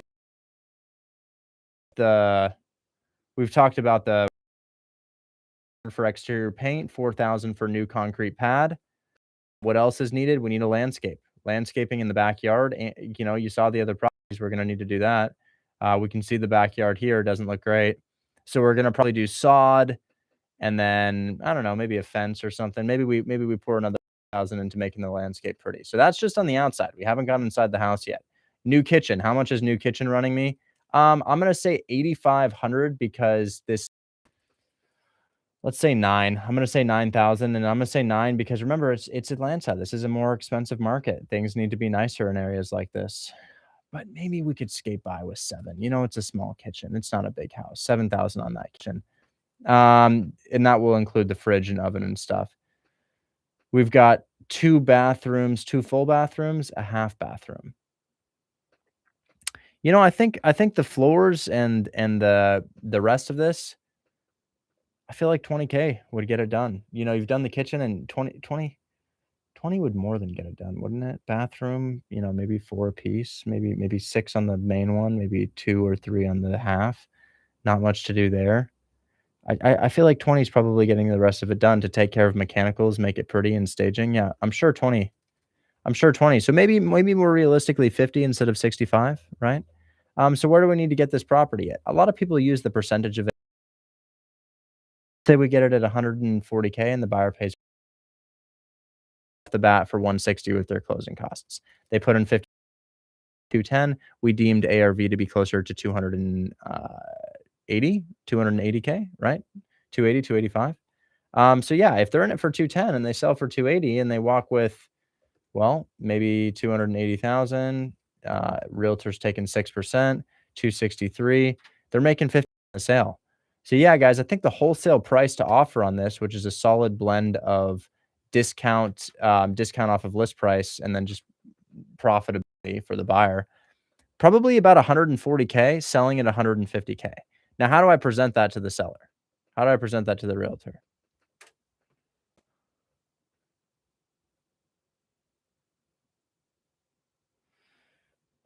Well, like this. I'll record this phone call and I will see if we can show you exactly how to go through the process.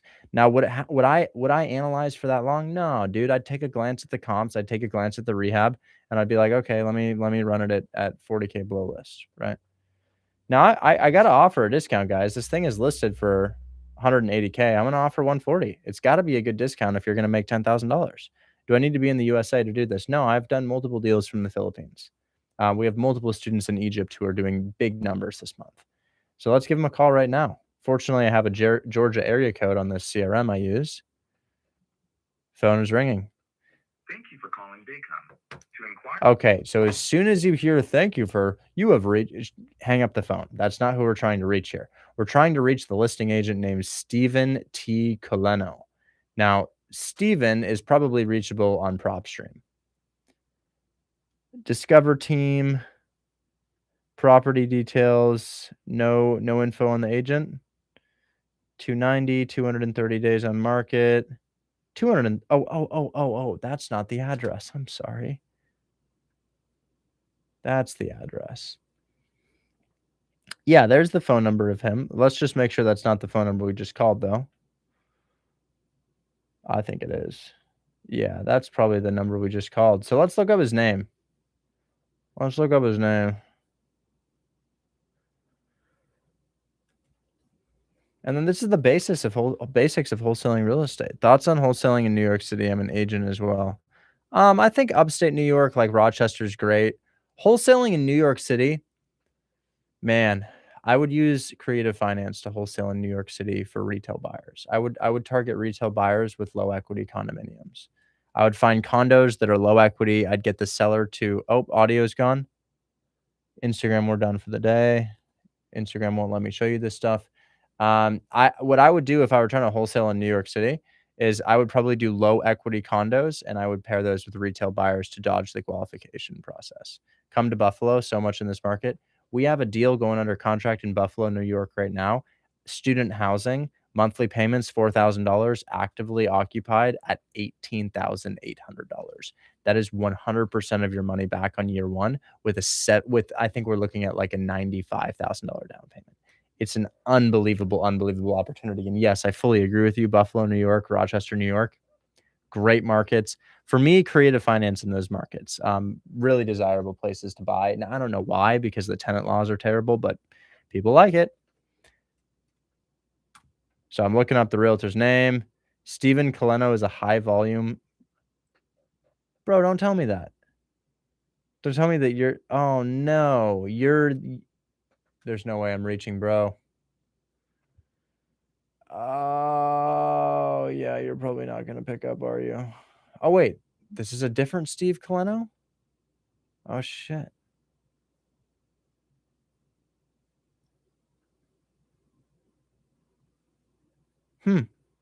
He's in Georgia.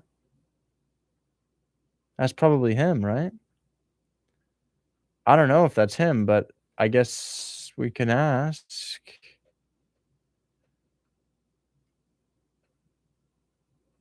Let's call on the CRM because it's got the right number here. What? The 507. No way. They've made it impossible to reach this guy. Oh, man. No numbers.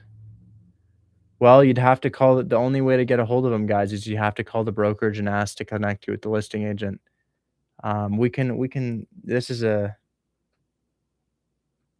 These are all in Florida. Greenville, Tennessee. Whoa, what? 1,206 MLS transactions in 2016? Holy shit. That's insane. It's actually crazy numbers. Well, I don't think we can reach this guy, but this is a really fire fix and flip. I'd love to talk to somebody on this, but the brokerage is closed on Friday evening, and not a whole lot we can do about that. But yeah, this is a good listing right here. And man-made, this was ultimately just to show you the process of how I would find a good investment. Now I can also run through it with rentals, but we're going to do some cold call role playing today. So anyways, man-made, that's my feedback on your deal. And that's how I'd go about finding a fix and flip if I were you. All right. How do we get the CRM? Well, I don't think you need it, but if you want it, I think under resources here, you can go to try that one. Okay, Yusuf gave me a phone number. All right. I'll try.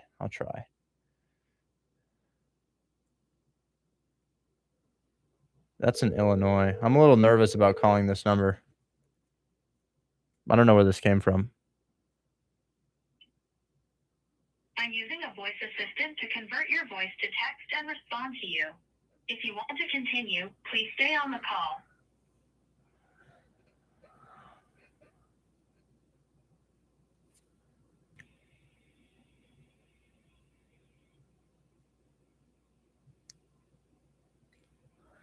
Man, I don't have time for this. I'm sorry. I don't know what the hell that is. If you guys have a way to reach this realtor, this could be a fire fix and flip. I'd lock it up for 140. I'd cold call and buy box cartel. This works in Panama. Are you talking about Panama, Florida, or are you talking about Panama, like Panama? If you're doing this from Panama as in the country, that's fine. You just need to use, what is it? Use of Quo. Use Quo. Yeah, QUO to call. QUO to call. What contract could I use for sellers in Kansas? The same one I use in Oregon, Texas, California, Florida, Georgia, Indiana, Pennsylvania, New York, Alabama, Colorado, and it's the same, bro.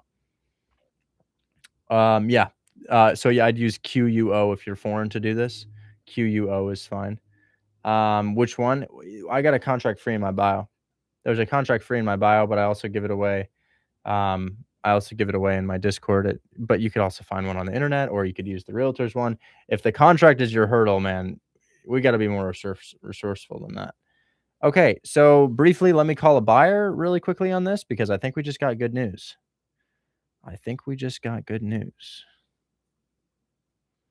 So this is for my wholesale deal in Cleveland, Ohio. Hey, Richard. Hey, I think we got good news. I'm just glancing at a text. Your buyer's moving on the East 74th. Yes, sir. Great news. This is all we needed for proof of concept to keep the portfolio coming your way. Let me go ahead and call the seller. Is there, do they want to, we're going to inspect and then we'll find out more if there's anything needed from the seller? Yep. Great news. Let me give him a call and let him know. Awesome. Thank you. All right. So yeah. You couldn't get into your Discord. Yeah. Some people have a hard time with it, man. I know it's not super easy to use. But you know, there's customer support on the website, www.hmhw.group. hmhw.group. So we're gonna call the seller right now and let them know that it's moving. Your Discord link, it's linked to my bio. It's called Hold My Hand Wholesale. It's not there. People in the chat tell me it is there. How you doing? Hey, doing well. How are you? You're about to be doing a lot better though.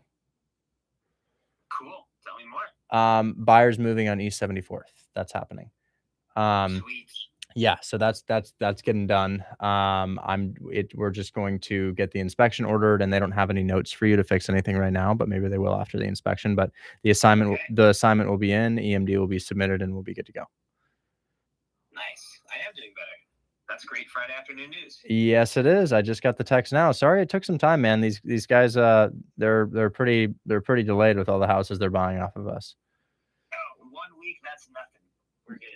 Yeah. Well, I will go ahead and make this happen in title, and we shall get started. Amazing. Does that give any indication on the other three we've discussed? The way that these guys work is that they're a buyer group, like a mini hedge fund, and these will probably go to different buyers. This buyer they're a ER nurse, and they only have the capacity.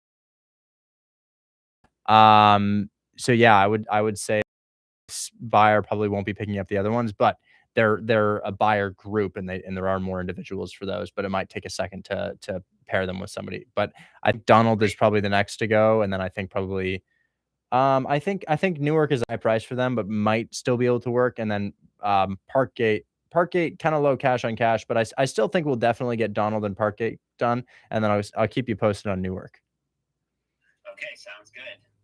Absolutely. Talk soon, man. All right. Thank you. Take care. See ya. Here's a question. The Discord link is not in my bio. Let me know. Is this not showing up for you? This is my TikTok right here. I hear this every day that the Discord link's not in my bio.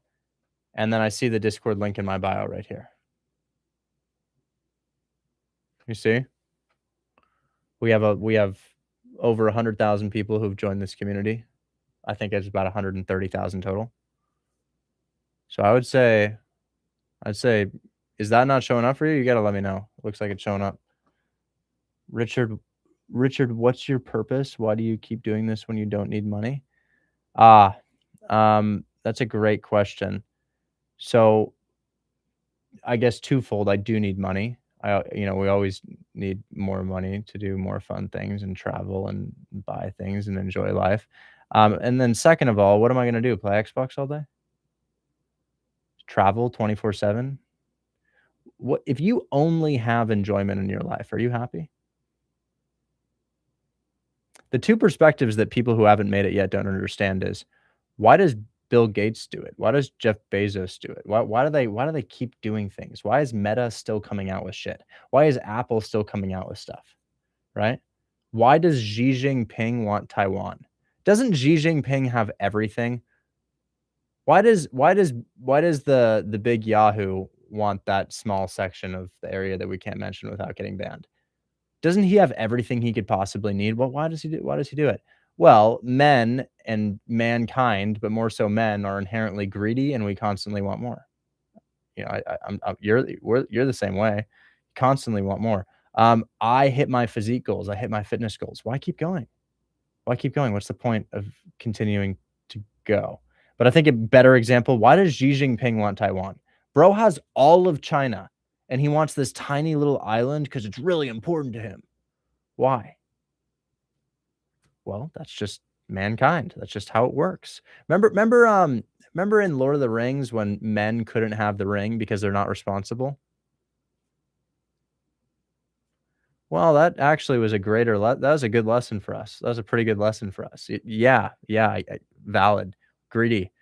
Insecurity. No, I don't think insecurity. Well, maybe fear of loss could be considered insecurity. That could be insecurity. So maybe it is. But and then why do I keep doing this? Well, the other part of it is, what is it? Idle hands, something work, right? If you don't do anything throughout the day, man, you're just not going to be happy. You need to stay active. As soon as, statistically, when old people stop working, they die way faster. When they continue working, they stay alive and they keep chugging along. And it doesn't mean you have to have a crazy amount of work done each day. It's about a work-life balance. So on my birthday, when I had my birthday in the Philippines, I really wanted to do some work. I wanted to go live. So I woke up at 5:30 a.m. on my birthday and I went live, because part of an awesome day for me is being productive, right? My parents wired into my brain that you do not have a good day unless you're productive. So that's why. I mean, one, I definitely still need to make more money. I get it. My company does 150, 250,000 a month. I don't necessarily keep all of that. I walk around with personal funds of $100,000. But as I've said for a while now, I want an SF90 Stradale, but I don't have SF90 Stradale money, right? It's just not my reality. I personally get to keep maybe $60,000 to $70,000 a month. from my business and from the other activities that I do, and it's great. My company gets to keep more than that, but that money is for investing in properties, and it'll get taxed if I hold it in my personal name. I can't necessarily hold all that money in my personal name or just stack it in my bank account because it'll all go away. So, it's not that I don't need money. I definitely do need money. Am I hurting for money? No. But I still desire more things, but I hope that I can separate my desire for things now, knowing that the more things you get, the more things you want. It's multifaceted. It's the hedonic treadmill. I'm on the hedonic treadmill. The hedonic treadmill is something that people are on constantly and maybe don't know that they're on unless they've made it financially. It's also that I need to stay active to be fulfilled in my life. And there's also the fame aspect of it. Fame is interesting. It's different than the way that wealth feels. And when I walk around and people are like, "Yo, are you Richard? I love your content." Dude, that feels dope. That's sick. I don't have a whole lot of friends. I've got like 4 or 5 friends in Oregon that I hang out with. And it's cool. It's cool to have this like this side thing that you just get to build. So, there's a ton of reasons to keep going. I'll never stop doing this. I might do it less time each day, maybe 2 hours instead of 3 hours each day. Like, some days I do 2 hours, some days I do 3 hours, some days I do 4 hours. But I like my work-life balance. I like it. What I would like to, somebody asked me about my goals for 2027. My goal for 2027 is just to stop wanting more and feeling fear about certain situations, because I've gotten to a point where I don't need to worry about shit. And I do worry. I worry about stuff constantly, and I need to stop. So we're going to say sent to Jason for $10,000 down.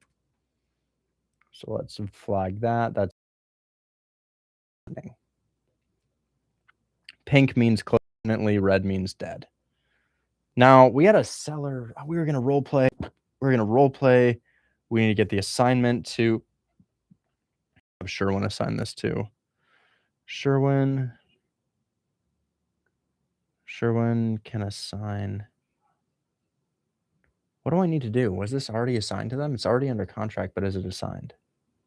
I don't think it's assigned. Under contract, not assigned. Needed to be assigned. Sherwin and Quaid. Hey, Sherwin, will you please assign? And what's the address? To Quaid's client. Here is PSA. Stands for purchase and sale agreement. And then I'll go grab the PSA.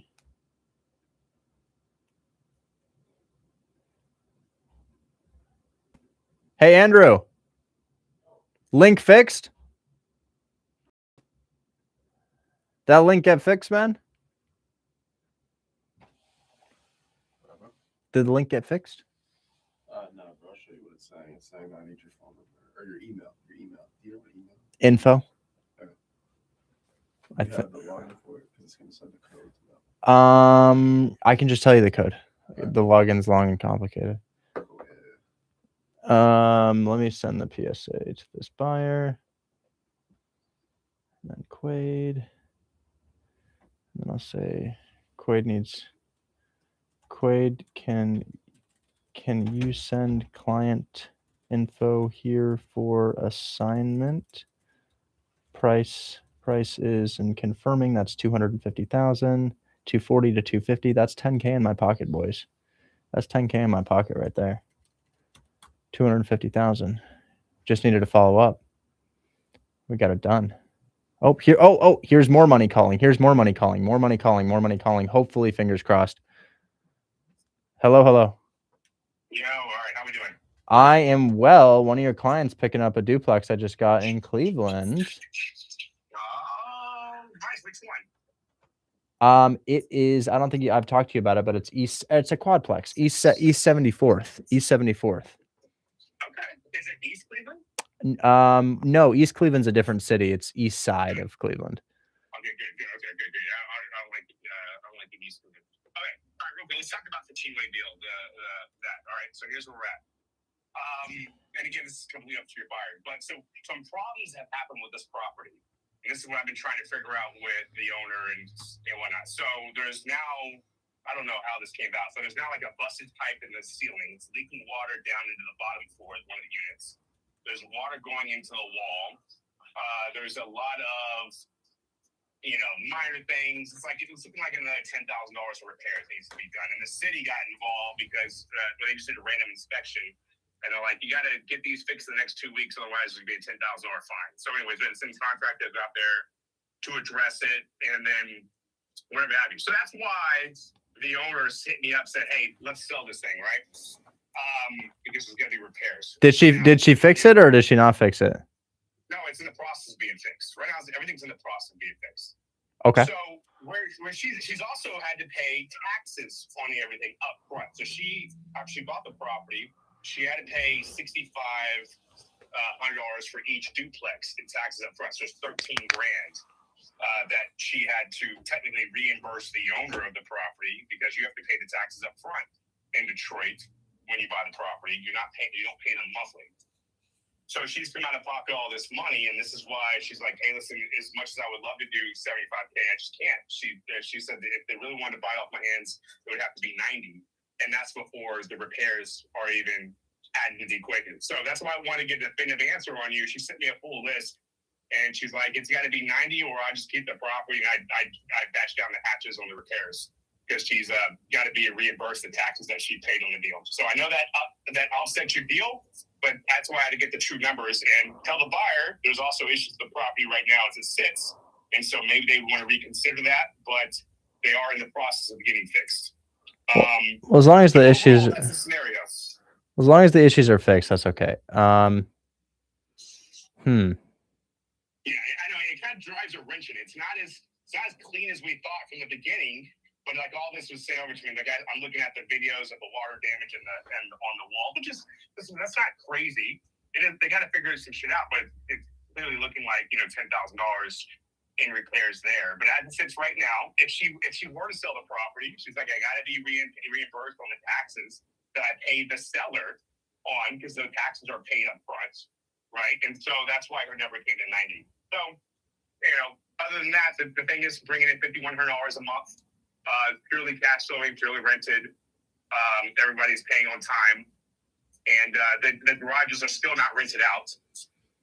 And so it's at that 5,100 mark. Okay. 2,000 a month principal. Okay, I'll tell you what.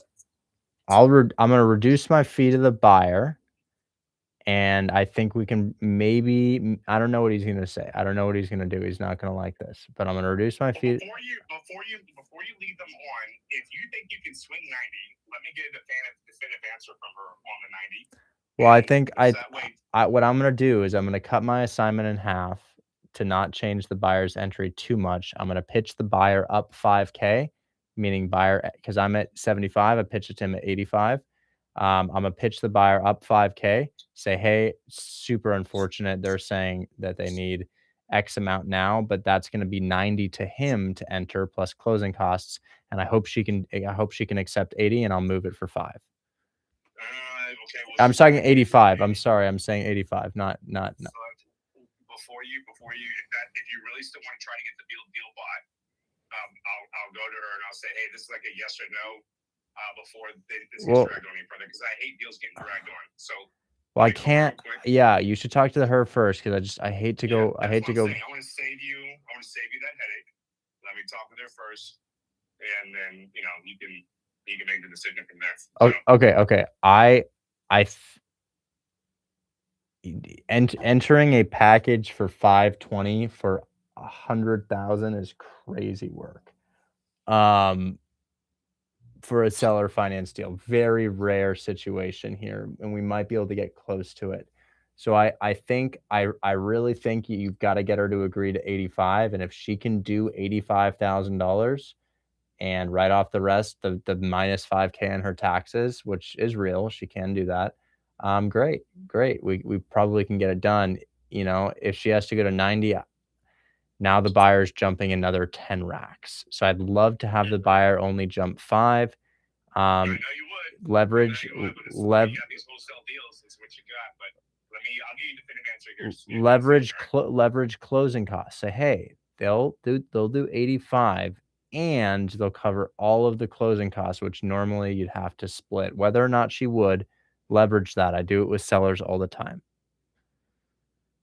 Let me get this call. I'll let you back, Richard. Thank you. Not about the East 74th deal. It's not about that. It's about something else. We're going to call the other one really quickly, and then I'd like to do some role plays with y'all.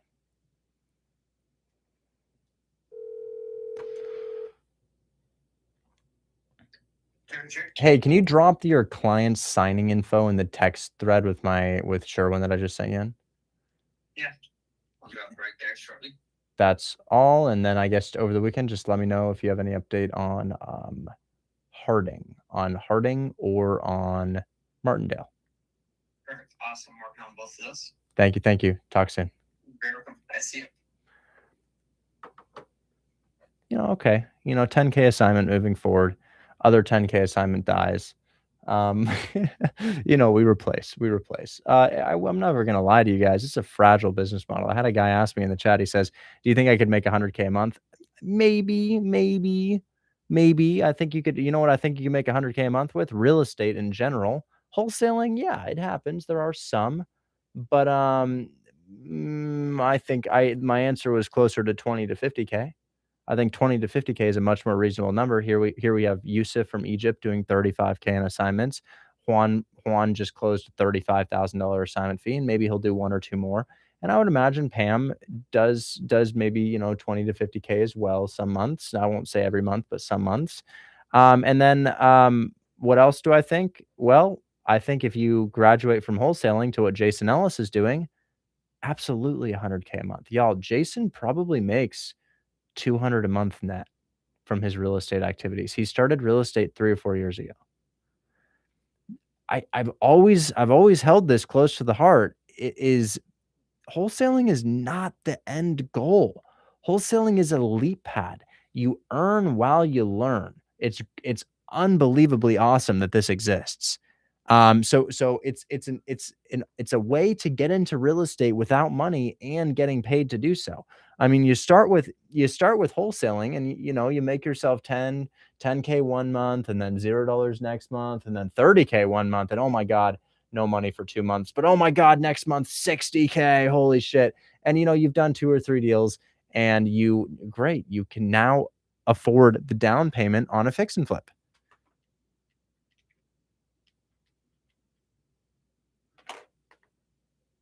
She's going to talk with her husband and get back to me. Okay, well, I hope that she can agree to the 85, because I do think I can push my buyer up 5K, and my assignment goes down from 10 to 5. But I'll take it. Okay. I'm not going to call the buyer yet on that. We're going to do some role play. So let's work. Oh, we got OB3. OB3 wants an update on his deal. 17 unit. Joshua 17 unit deal. OB3, I'm gonna be so real with you, man. I wish you'd follow up with him. Does he not pick up the phone when you call?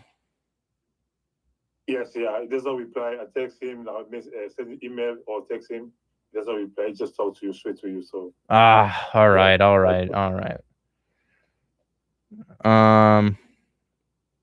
Okay, and I'm just gonna say Sherwin top priority here.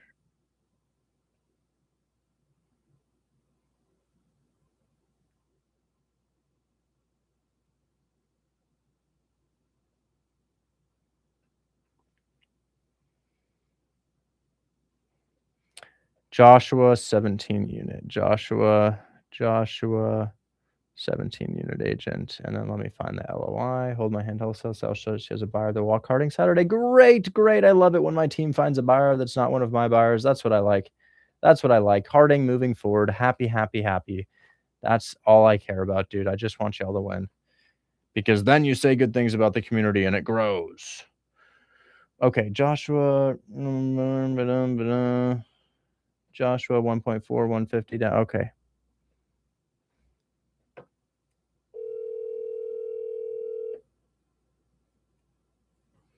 This deal has been slugging along, but it's worth it. It's really worth it if we can get it, man. It really is. Yeah, man. I hope you agree. Because, dude, I will be honest. I'm kind of like Quaid in some ways, and that it's hard for me to keep track of all these deals. I'll help and I'll add to something. Like I'll try to get it across the finish line by just adding to one part of your deal by calling and providing credibility. Please leave your message. But it is hard for me to keep track of all of the texts and all of the deals and what happened in this call and what happened in that call. So that's, when somebody, guys, when I enter your deal to assist you on something, I'm gonna give it back to you after I assist, and then you get it across the finish line. I'm here to pick up pieces. You're missing a piece of the bridge or the foundation. Great, let me be that piece, and lean on me if you can, and I'll call them back if I can. But I am. Guys, I'm not a very organized person. Super bad ADD, super bad ADHD, special ed kid in high school. Yeah, yes, resource room, special ed, extra time on every single test, in the classroom with the woman who wears the yellow vest and wants to go with you when you go to the bathroom to make sure you don't make a mess. That's beside the point. But yeah, that was me when I was in high school. So when people are like, "Well, you gotta help me with my deal," I'm like, "Oh my God, there's so much shit going on." I'll try my best, but I'm not super organized, guys. I would be honest with you. Organization is just not my strong suit. I can talk to people and I can be charismatic, but I've never been super organized. When Chris entered my business, he just smoothed everything out, and now it works so well. But that wasn't me. That was Chris. Okay. So he didn't pick up the phone. We have another seller to talk to right here, OB3. So let me call this guy back really quick. Yeah, Tommy, absolutely. Submit it to the team. We could absolutely find a buyer. It's not guaranteed, but we'll try our best. Didn't your family go to Stanford and Harvard? Nobody went to Stanford in my family. My family went to Berkeley.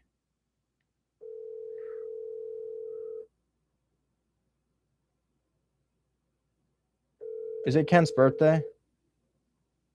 Happy. Oh, is it your birthday?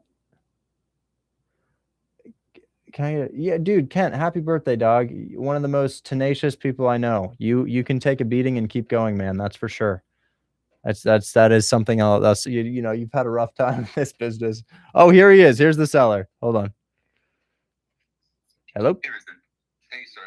Hey, I think we're so close to getting something done here. There's I think the buyer wants to keep the fee out, but what I was willing to do, since I'm selling this for a fee, is I was just going to give part of the 5K fee I was going to get to you to make this thing work for you. So what I was thinking is, we do the 6 instead of the 5, just because we need to build that equity, and then I give you $2,000 instead of the 45 you wanted for the 10-year. Because I think I know for a fact that the buyer will agree to that. He's already on board. Okay. Can I give you a? Take your time. No. I just need about a day to get everything together. And if you give me that day, I can give you a response. 100%, man. I'm in no rush whatsoever. I never put expiration dates on my deal, man. I'm just trying to get deals done. Yeah. No, I understand. You're a businessman, and I respect that. So. Yeah, I just give me about a day and I'll give a response back. Absolutely. Okay. Thank you so much. Talk soon. Thank you much, Richard. Bye. Why couldn't you be nice yesterday? Why couldn't you be nice yesterday when I had all these viewers on my stream? He's like, nah, we're not doing a deal, man. We're not, and I don't think that's gonna work, Richard. He calling me by my legal name. I don't think that's gonna work, Richard. And now he's like, okay, I respect that. You're a businessman. Whatever. I guess that shit's not falling through. We've seen a lot of things. Kenny wants 3 of the duplexes. That's what I'm talking about, Pam. Mortgage takeover, Spruce Street, Tampa, Florida. I don't know who that is, man. I don't know who that is.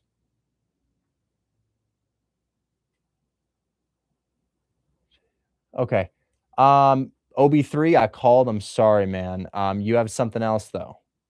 Yeah, I just want to ask you about the because they sent me a text. Can I send you on DM to check? Yes, sir. Yeah, give me a second. What do you think of New Western? disorganized wholesale franchise that does deals somehow. Yeah, just sent you what Patrick sent to me.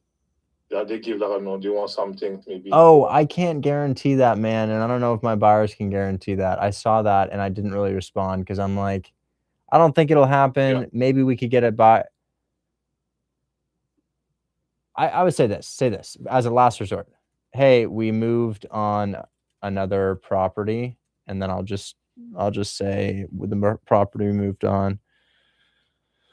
We moved on another property and the funds for this are tied up, but I could easily pass this off to my buddy and make him agree about the due on sale clause. Buddy that invests in the area, and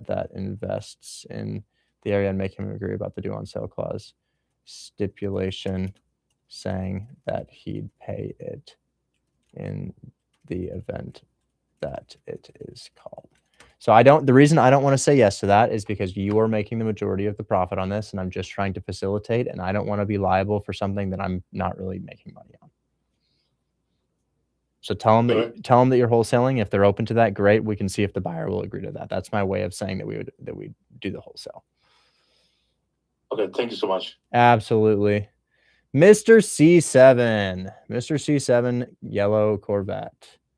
What is it? Is it a base? Is it a Z06 or the ZR1? It was a rental, actually. I'm sorry, that's not nice. My apologies. Super cool car.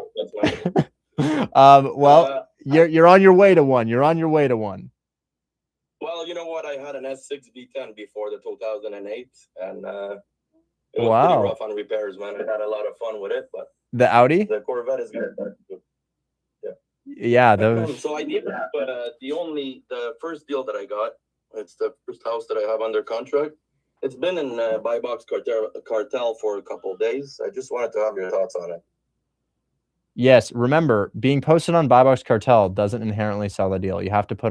That's like posting something on Zillow. You got to call the buyers within Buy Box Cartel, and you got to do the text blast to the buyers and the email blast to the buyers to actually find it. So if you just post something on the marketplace, I'm gonna be real with you, somebody's probably not going to scroll through and see that thing, so you got to be proactive on calling them. So there's 3 dispo channels I recommend. I recommend sending it to my team. I recommend doing the Buy Box Cartel blast of buyers that are in the area. And then I also recommend cold calling the skip trace buyers within Buy Box Cartel. And then I also recommend Facebook groups. And then a 4th avenue could be joint venturing with wholesalers and Hold My Hand Wholesale who have existing buyer connections. Okay. Well, I sent it to your team. It's been like 3-4 days. I just wanted to have your personal thoughts on it, since you were always saying try to get 70% of a listing, and that's pretty much what I got, and it's still not getting any traction. Probably because of Flint, Michigan. Everybody's talking bad about Flint. Flint does have quite the reputation, but it's not rural, and I have done deals in Flint before, and I would say that if this were seller finance, we'd have no problem whatsoever, but moving a deal in cash here, unlikely. So it's in your DM if you want to check it. You can share your screen and give me your thoughts for like 2 minutes if you have. Of course I have time for that. So here's my thoughts. Super candid. I'll try to be as honest as possible. I'm not trying to make money at all in this statement. It probably hurts me to say this. In my experience, when buyers buy deals using either existing cash or getting a loan, they want to be in really, really desirable areas. If we're outside of a desirable area, desirable meaning Atlanta, and take desirable with a grain of salt. This is investing desirable, not retail desirable. Desirable meaning Atlanta, Cleveland, Dayton, Akron. We could be looking at Detroit, Memphis, Indianapolis, Birmingham, St. Louis, Milwaukee, Wisconsin. Outside in Milwaukee, Wisconsin, 50-50. So when we're outside of an area like that, the buyers don't have incentive to buy there because there's this thing in business called opportunity cost. Opportunity cost is the decision of it's if I make this decision, I can't make this decision. For example, if you're having lunch and your option is pizza or a burger, your opportunity cost of taking the burger is the pizza and vice versa. Your opportunity cost of buying a rental in Flint, Michigan is that you couldn't use that money to buy a rental in Detroit. right? Where Detroit is going to be a much better market. So we need an incentive to mitigate the opportunity cost perspective in the buyer's mind. And that incentive is creative financing. So when we talk about a rural property or a property that just, this is not rural, it's in a city that's kind of known for problems and it's shrinking and water issues. Maybe the water issues have been fixed. I don't really know. Some say yes, some say no. But you know, I just think that your buyers here are going to be far and few between, because buying in Flint is kind of like, unless there's a major incentive, like an unfounded discount, as in it's listed for 100 and you got that shit for 20, 30, right? Or you got it on creative finance terms and the numbers are so good, we can't ignore it no matter where it is. So here's what I'll say. I bet your cash on cash is awesome. I know for a fact your discount is awesome. The location is a place that people would need a big incentive to buy in. That's what I would say. Yeah, well, I got it at 73, so it's pretty close to 70%. But yeah, as we said, it's not the discount, right? It's not the discount, and it's not the cash on cash. I know your cash on cash is banging. I know from the price. I know your discount is awesome.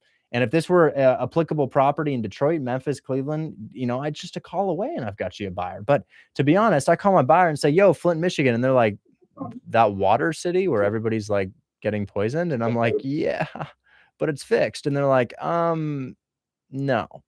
And I don't, and you know, that's just how it's going to go. But I call a buyer and I'm like, hey, 0% interest seller financing for 10K down, and it cash flows like crazy, but it's in Flint, Michigan. But where the hell else are you getting 0% seller finance? Great. They'll jump on that. No problem. In fact, Anson Lee, the 12-year-old, used to rip seller finance in Flint, Michigan all the time, because you can find properties there for 50K and we could still put down like $8,000, $10,000 on the 50K property. And now that's 20% down on seller finance, and people like that stuff. So he used to, that kid, that 12-year-old used to do seller finance in Flint, Michigan all the time, but never, ever a cash deal, because, you know, you think about it. Who's your renter going to be? Who's your flip buyer going to be after it's renovated? Just not that great. But yeah, you know, I acknowledge your discount and I think you did a good job, and I acknowledge your cash on cash return. I think it's great. Good analysis. Condition wise of the property, it looks to be okay. It looks to be good enough. I don't see any major issues that would cause a problem. It mainly just comes down to the location and what strategy a buyer would use in that location. Yeah, well, I tried seller finance. They wanted 50% down. So right. There was no way to talk out of that. As do most. And I'll tell you what, man, I probably canceled 7, 8, 9 contracts before I got my first deal. And then you know what my first deal was? $2,700. You know what my second deal and third deal were? $13,000 and $15,000. And I was off to the races. That was all in Cleveland, Ohio. My first 5 deals were in Cleveland, Ohio. It was probably deal 6, 7, and 8 that I branched out. Yep, I'll just keep pushing, man. I'm just thinking to myself, it's probably gonna have to get no hopes and just keep going. Most likely basically canceled. The guy that got me in, I mean, I was listening to you talking to him. It was like, what, a year ago or something? And I'm like, a 12-year-old can do this. How can I not do that? So I try, man. But work and everything, family, there's not a lot of time, right? So I get it. And I get it. And at the end of the day, when people ask me what percent of people are successful in your community, man, 5%. 5% are successful in my community. And I don't feel bad about that number, because at the end of the day, most people can't take a beating and get back on the horse. It's just how it goes. Most people don't have the mindset for it. Most people will have it not work on their first try, and they're like, well, it doesn't work. And I'm like, well, let me put it this way. If you try to kickflip on a skateboard 10 times and you didn't get it, does that mean it doesn't work? No, it just takes time. It just takes tries and it takes learning. And most people don't have the time or the patience to get there. And then beyond that, most people don't even have the time or the patience to show up to class. You'll notice that out of 7,000 members, we are losing members. 1, despite doing more deals than we've ever done. And 2, we got about 1% of the community in the live stream right now. You know, so it's just this is the numbers. Most people are not cut out for this business. And that's why most people in the United States make 40 to 50K a year. That's just how it is. You know, the 1% is a 1% for the reason. The 1% didn't get to the 1% by chance. The 1% is the boxer that can get hit in the face 10 times and gets up to take another hit, because they know that they're going to learn from it, you know? So that's just what it takes, man. And I will be honest. Most people thinking about joining this business on YouTube and TikTok that are watching right now, the 140 of you, chances are you don't have what it takes. And I don't want to break the bank for you to find out whether or not you do. That's why Hold My Hand Wholesale will always be $20 a month, right? Because chances are it ain't not going to work for you. And if I'm like Pace Morby and I charge $10,000 for my program, well, we're going to have the same outcome, but now you've spent a shit ton of money and now you're mad at me. Now you're really, really mad because I took your 10K and sold you a pipe dream. Not to say that Sub 2 is a pipe dream. What an amazing community and what an amazing way to invest your money. But what I will say is the numbers remain. The United States has a large portion of people that are overweight, whereas everybody wants to be in shape. So everybody knows how to get in shape. Why is it the majority are overweight? Well, it's hard. They just don't have what it takes. They go to the gym every single day for a month. They look down and the belly's still there. And they're like, well, that didn't work. And it just, some people don't have the mindset. But I honestly, you being here in this live stream, that lets me know that you might actually be one of the ones who can make it work. Because this live stream is the 1% of the community that shows up on a Friday evening. And that's you, man. So I have faith in you. Thank you, man. Thank you. Absolutely. So, just keep going, man. And thanks for what you're doing. And your teaching is very good. And, that's it, man. Thank you, Thanks sir. for taking the time. Appreciate it. Talk soon. Yes, sir. See, we got Heretic here, who's part of the 99%. And he says, oh, look, another grifter and fraudster. I think before I argue with it, the more important question to ask is, if I give you an address that closed today and the phone number for the realtor on it, would that change your perspective, or is there nothing that we can do to change your perspective? Because if nothing can change your perspective, it's not even worth going into the dialogue. And I'm not going to sit here like a cryptocurrency trader and show you one successful trade that I did one time. But what I will do is I'll give you the address and phone number to a realtor for a deal that is closing today. The realtor is not my realtor. It's the seller's realtor. You could call, ask if the property is available, and they'll say, actually, no, it's under a contract. It closes tomorrow. And then you know.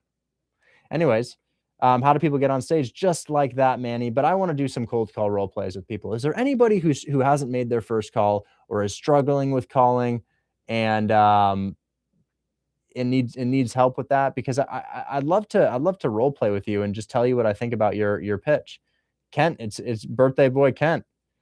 Absolutely. So yeah, Kent, we'll do birthday boy first. Kent, you want to do a cold call role play with us? What kind of scenario? Is it creative finance? Is it a fix and flip? Is it a rental property? You want to be the buyer? You want to be the seller? Let's do finance. Let's do a seller finance.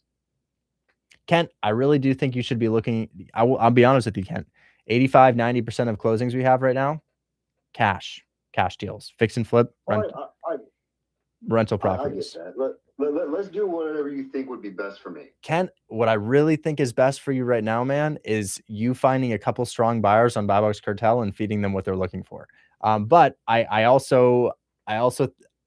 think that cash deals are just awesome right now. Kent, we taught that creative finance was the whole picture. Creative finance is part of the picture. It's a solution. It's a tool on your tool belt when you come across that strategy. So let's pick a property that could go either way, Kent. Let's pick a property that could go either way. Seller finance, but could also go cash.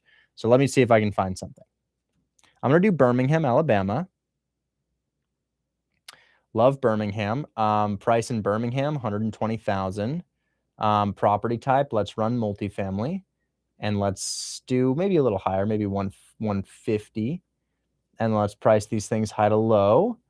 I'm going to do 200 actually, 200,000 actually, 200,000 multifamily, Birmingham, Alabama, 12 beds, 4 baths. Don't know what that is, and I want it to look clean. Got to be a clean property. Gosh, Birmingham is the land of shit houses. There's no multifamilies in Birmingham. There's just no multifamilies in Birmingham. Okay. Let's go.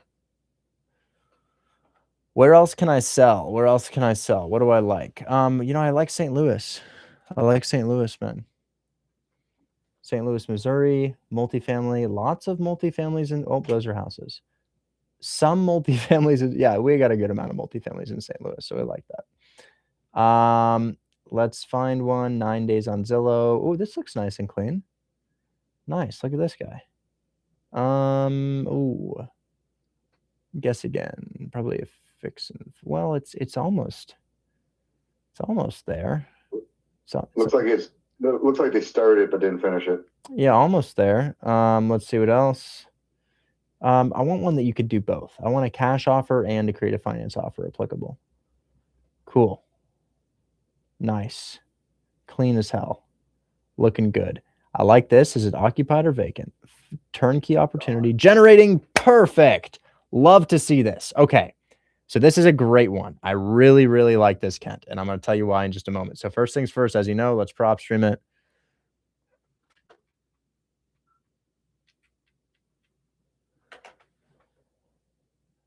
I'm going to put this in the prop stream. I really like this property here, guys. Clean as hell, and it's rented out. Oh, and they're low equity. Beautiful, beautiful. This is amazing. I love it. Okay, Kent. So here's the scenario. Seller owes 157. New conventional 6.3%, costing him $992 per month. Okay, they want 185. Let's run 185. Where's my working offer oven? There it is. So let's run it 185 through the calculator, just so you know what you're looking at. 185,000. That requires 37K down, 7%, 984. Monthly payments on this bad boy.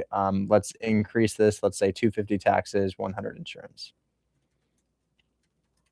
And then we'll add the 984. Okay. Kent, would you like me to be the wholesaler first, or would you like to be the wholesaler first? Because I think we should show your way and then my way.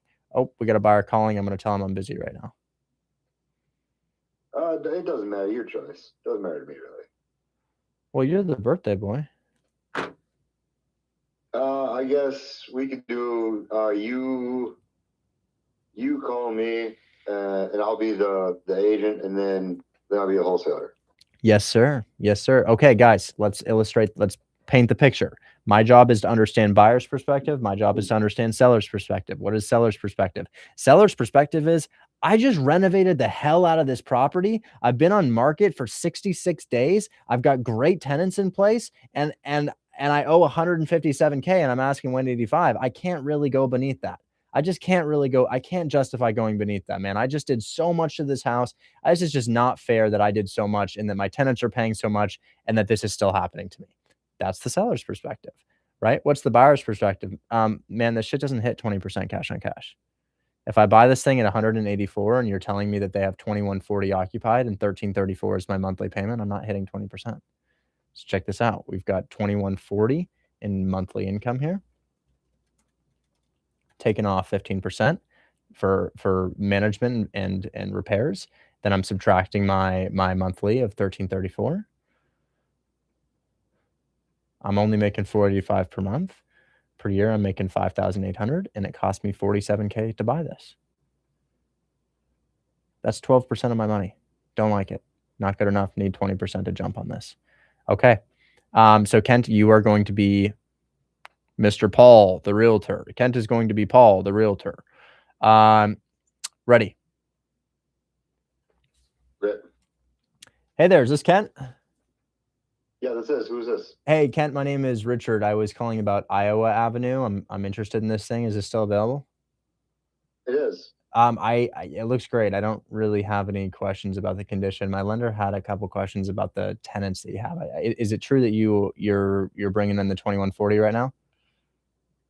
Yes, and they're all on year-long leases. Oh, perfect. Okay, so I'm super interested in this. I got pre-approved at $160,000. You think that's worth presenting to your client?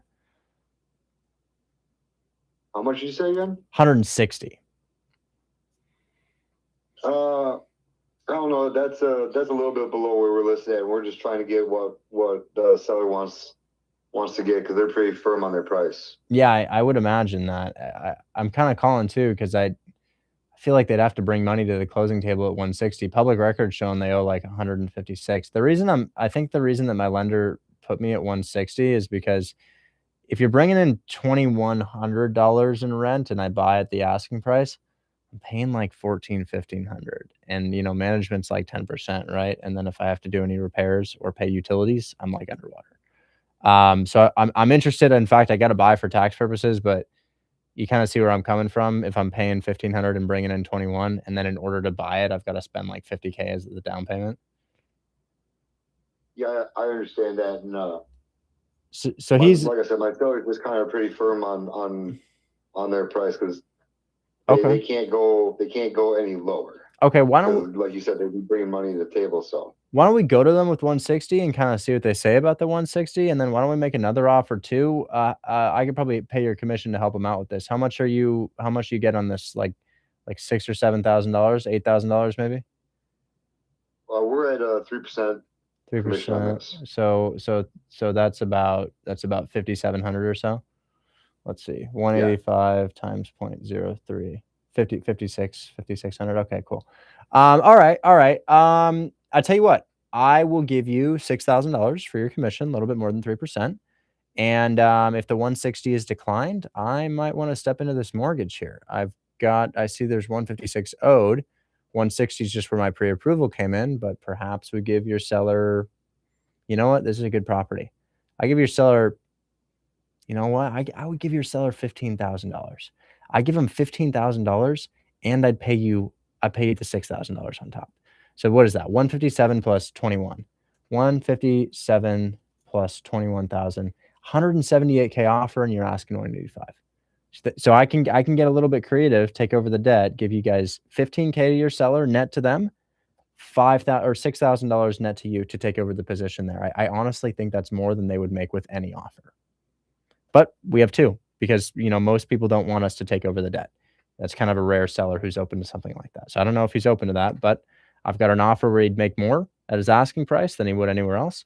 And I've also got a conventional offer at 160,000. You think that you could go to your client with that? I could, but there might be some concerns. I don't know if the lender would allow that for one, and what if the loan gets called due? Are we talking? That would be putting a lot of people at risk. It would, and including me, because imagine I buy it and I own the property and now I have to pay the full. Terrible. So are we talking loan assumption, or are we talking like subject to, or like a wraparound? Because maybe we could. It sounds like you want to do like a subject to, and that would put my seller and, like you said, you as well at a lot of risk of due on sale being called. So how would you go about doing that? I think I totally could. I'd love to do a subject to deal. That seems great, but here's how I do it so that the lender just doesn't fuss about this, because I've got a seller who you could talk to. We did this with. He presented a great solution to me. I had a house in San Antonio that I was trying to sell about a year ago. It's a property on Masquette Street. And I was in a similar position to your seller. I was listed for like $300K. I owed $290,000. Offers kept coming in such that I wouldn't make anything on the sale after realtor commission. One buyer comes along with a creative strategy. My properties are all owned in a trust. He says, hey, why don't you add me onto the trust? You don't have to leave the trust. You just add me on. I'll make the payments. And if I ever stop making the payments, the trust automatically kicks me out, defaults back to you. And we'll give you the same. We'll give you a down payment. And in this scenario, we would just do the same thing. So I'd say if it's in an LLC, I could buy the right to join his LLC. If it's in a trust, I could buy the right to join his trust. And then as far as the lender is concerned, well, it never actually changed hands, right? It's kind of like this. You go to a local real estate meetup and you meet somebody who has capital that you need. You have a portfolio, they have capital. They join your LLC that owns the properties. And then we can structure the LLC, the operating agreement, such that if the assets aren't paid for, party B, me, just gets kicked right out of the LLC. It's a little bit creative, but I kind of just want to join the entity that owns his property for a fee. And he might not be open to that. And then in that case, we could kind of go the 160 route. That makes a lot of sense. I can present both offers to my seller. I completely understand where you're coming from. I can present both offers and see what my seller's thoughts are on this. Yeah. He probably isn't interested, but that's why I make 20 calls a day. So I guess let's just get another ball rolling here and see if we can get some commissions paid. I'll write that up, send it over to your email. Okay. Perfect. So I'm thinking a lot more of a low pressure offer, acknowledging that it might not be something he wants to do, acknowledging the due on sale clause, and then telling a story, right? That actually did happen. I actually did have somebody join my trust on Mesquite Avenue in San Antonio. That happened, and I'm also doing it with my other one in Houston right now too. So we actually did that, and I tell him a little bit of a story, and then I kind of push back and say, but you know what? He might not want to go through all that mess. We could just do the $160,000 offer. And Kent, man, if this thing happened to hit 20% cash on cash return, which It might be a little bit below 20%. Let's run it really quickly. 160 would be valid. So 160,000. Down payment is 32,000. This is your payment, 851. 2140 times 0.85. Subtract the 851. Insurance about 100. They say taxes in this area are 62. I'm going to use 75. I bet it's higher. So you make 793 per month times 12. You make 9,516. Total cost of buying 42,000 using 10K for closing costs on the down payment.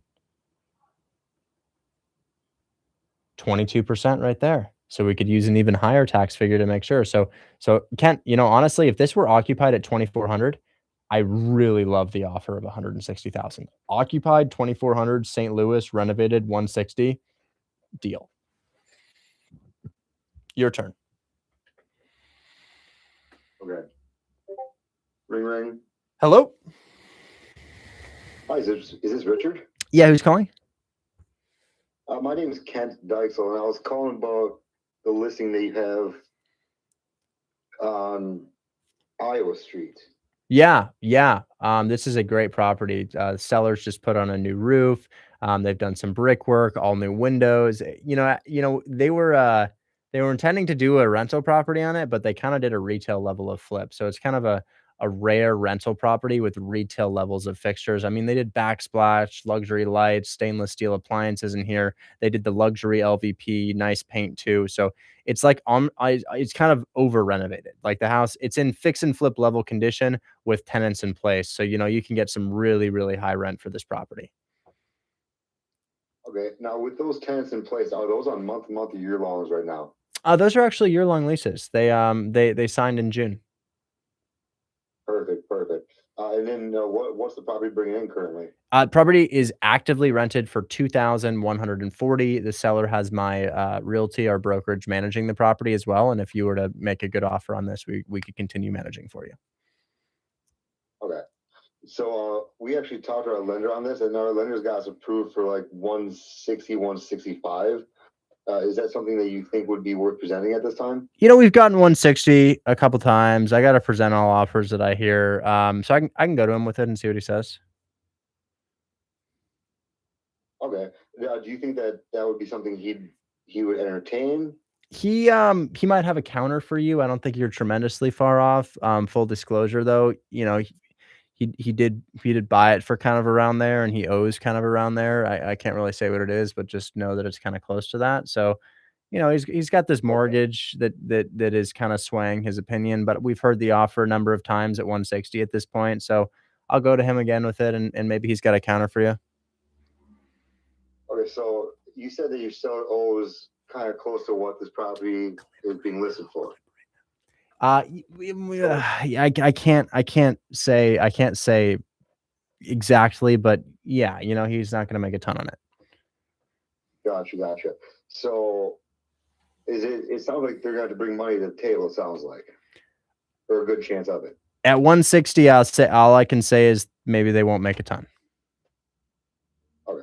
Well, there's another potential deal that we could do if that 165 doesn't work for your seller. We could actually pay your seller probably like 15, maybe 20K to just take over the debt. Do you think that would be a offer worth presenting? Does the 15K include my commission? Your commission is paid on top of that. 3%? Yes. He might like that.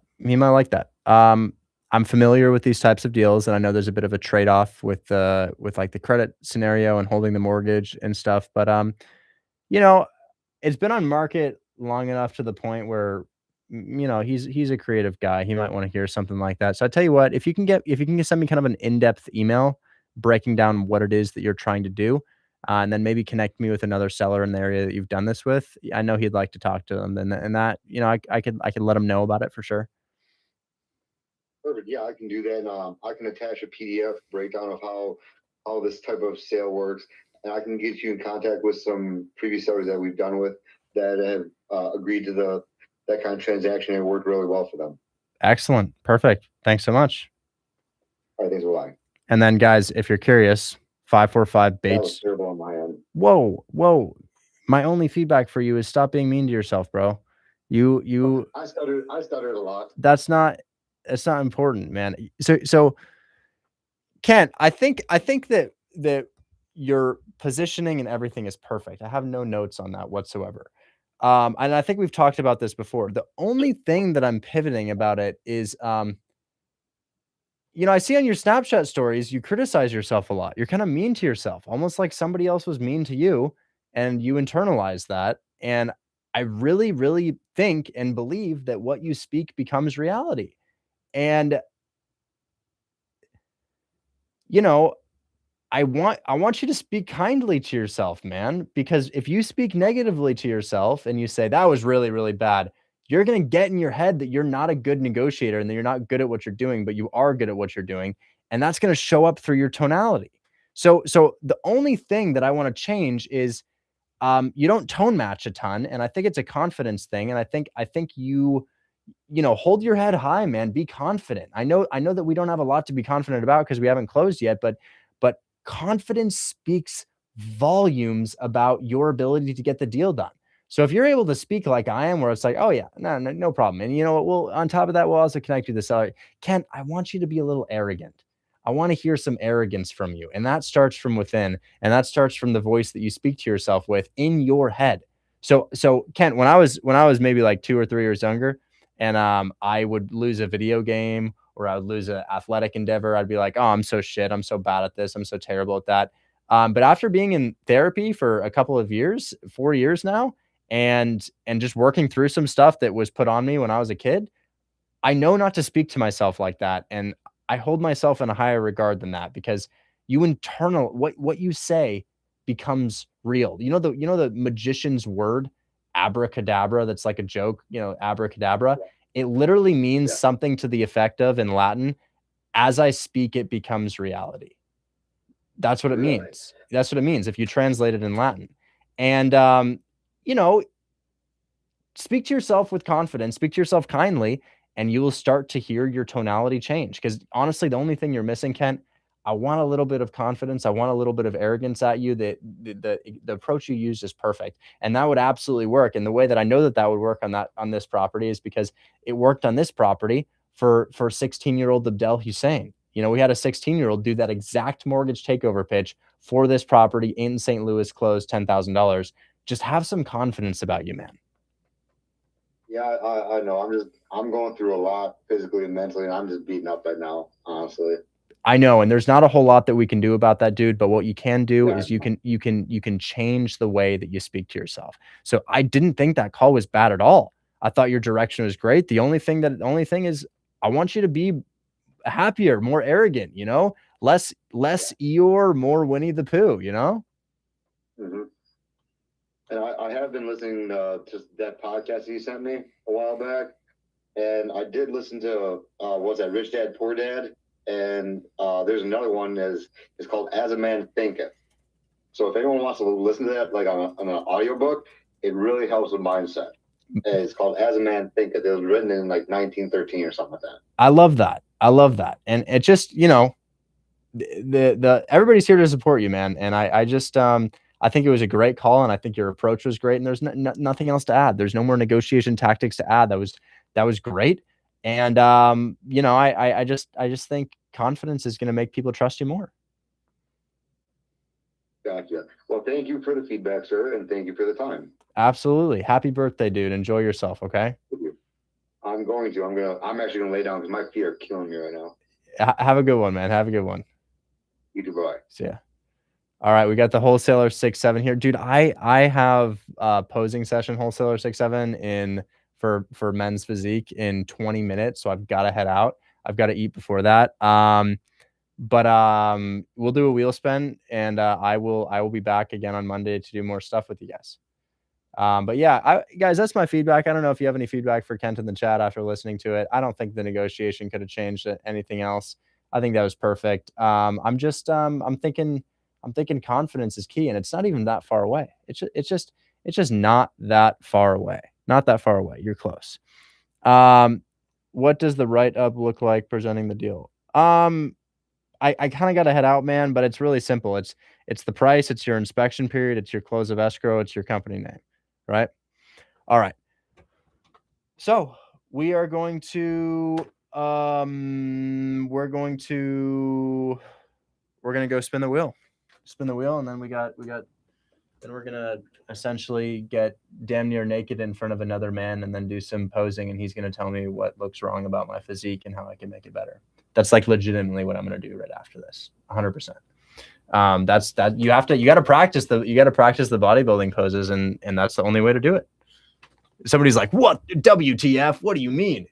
I do this thing. My only sport that I actually do, like competitively, is called men's physique, and it is toxic as hell. And and all it is you spend the entire year getting fat, and then you build as much muscle and have as much protein as you can, and then you spend another portion of the year losing as much of that weight as you possibly can to hopefully expose like a clean muscle, and then you scrutinize yourself. You go under intense scrutiny in your physical appearance through a set of posing with other men on stage, and that's what I do. I don't know how the hell I started doing it. Somebody in my followers suggested that they could train me to do it, and I was like, all right, we'll do it.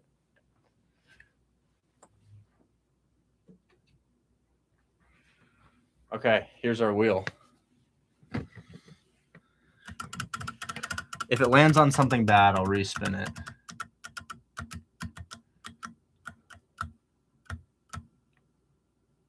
Oh, free one-on-one. Free one-on-one. A free one-on-one. 30 minutes of my time. I did a free one today. 30 minutes of my time.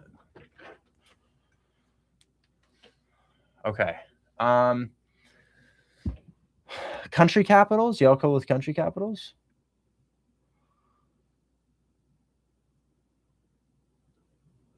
Okay. No, so everybody, numbers.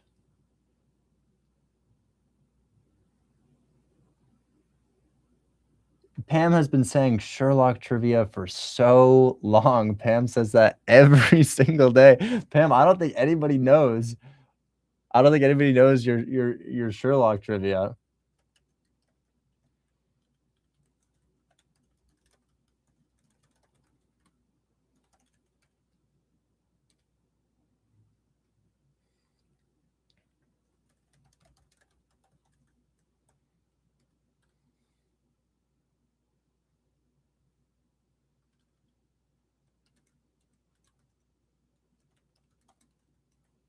All right, I've got my question. 3, 2, 1. Who plays Sherlock Holmes in the popular 2010 TV show Sherlock? What's his name? Oh, and missing out on the Sherlock trivia, Pam. Devastating. Answer Benedict Cumberbatch. Now you guys are gonna have to flag me on the answer. We got one person who says Benedict, but who? Let's see. Somebody says BB. I don't know if I can take that. Somebody says Benedict Cumberbatch and that had the full time. So guys, whoever has more fires wins. We have a person who said Benedict. We know he's talking about the right person. And then we have somebody who went. Oh, he edited it. Who are we going with? I think I got to go with Benedict. Wholesaler 6'7" may not have had the one-on-one, but he does have the, or he does have the, he may not have had the role play, but he has the 30-minute one-on-one. So wholesaler. I'm so happy. Dude, they got you. Shoot me a text. My cell phone's in your inbox, and I will add you as whatever your name is one-on-one. And then I'll know to do that. All right, thank you. It's 30 minutes, okay? It's 30 minutes. Let me know. Give me a couple days in advance, and then we'll get it happen, okay? All right, thank you very much. I appreciate it. Damn, Pam is mad. Pam. I'm so happy I got that. I'm so happy. I know one thing. I'm so happy. It's actually a damn good show, guys. It's actually pretty good. They did a pretty good job on that. Actually, I like the two lead actors. They're both actually excellent actors. Not gonna lie. Dude, sorry, you know damn well I can't put that there.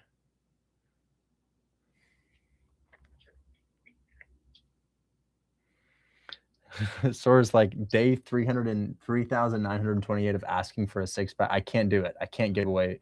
We got minors in here, dude. Somebody says, "Oh, look, another grifter and fraudster." Dude, still, I'm just giving away my time. Okay. Shoot me a text, wholesaler67, okay? All right, got you. I'm doing it right now.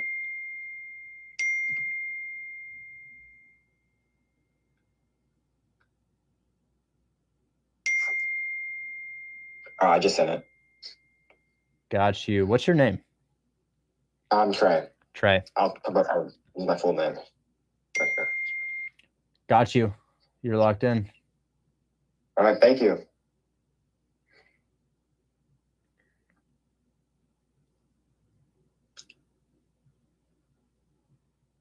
All right, guys. Posing, then vote, then heading out. We're heading out now. All right, guys. Thanks so much. Appreciate your time today.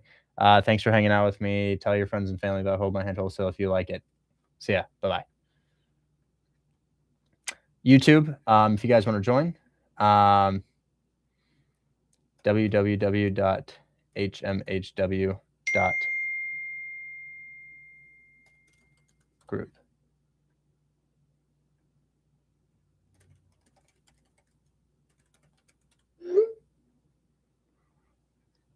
And then you guys, link in bio, okay? Bring us to the posing. Cannot do that. Catch you later. Call Baker. Calling Backer.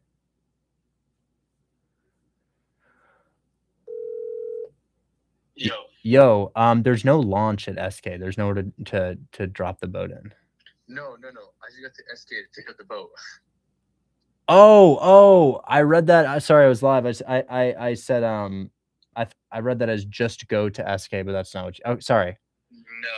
Did I say that? No, you right. Just got to SK, and I was thinking it said just go to SK. No. Okay. All right. I got my. I don't know what this guy is. Holy shit! Hurry up, damn! Because I was gonna leave. The guy goes, "Have a nice day," but I'm an honest man. I didn't pay, so. Well, pay him and then send me the bill. Yeah. Could you Venmo me instead of the cash check? Yes. Well, my Venmo was banned as of yesterday. Let's find out if Or it's. Zelle, or I do have an account temporarily frozen. God damn it. Okay, my account. Zelle doesn't work? No, Zelle will work. I got Zelle. Okay, perfect. I'm not worried about it right now, but like just. I got you, bro. I totally got you. Yeah. All right, and then you can leave the trailer at my house just for this tonight and for here. Huge, yeah. I guess we can find a more permanent place to throw it after that. That was so cheap. Hey, I'm picking up a boat under Richard's name. Yeah, and so Richard, my friend sent me that place. An open one is like 120 for the month. Huge. 10 by 25. Super And so it's got perfect. a lock and everything, but it's commuted. It's like a locked, storage. Mm-hmm. But there's another one that's AC and heated. But since you won't have the boat, it was just a trailer. I don't think it's worth it. I might do the AC. I might do the AC and heated for the year, because I'm gonna keep this boat in the water until like October 1st, and then it's going out. Oh, yeah, perfect. That second website I sent you has that indoor one. Okay, huge. Thank you so much, bro. Super appreciate it. Yeah. But it should be all good now. Ask them what the fuck happened. Be like, hey, how do we avoid this in the future? Yeah. So I'll ask them. I'll talk to you and date you in person. Thanks so much. And I would just confirm with them before we pick it up. Hey, the boat goes faster than 10 miles an hour now, right? Okay. Just in case. Okay. All right. I will. See ya. Bye. All right. See ya.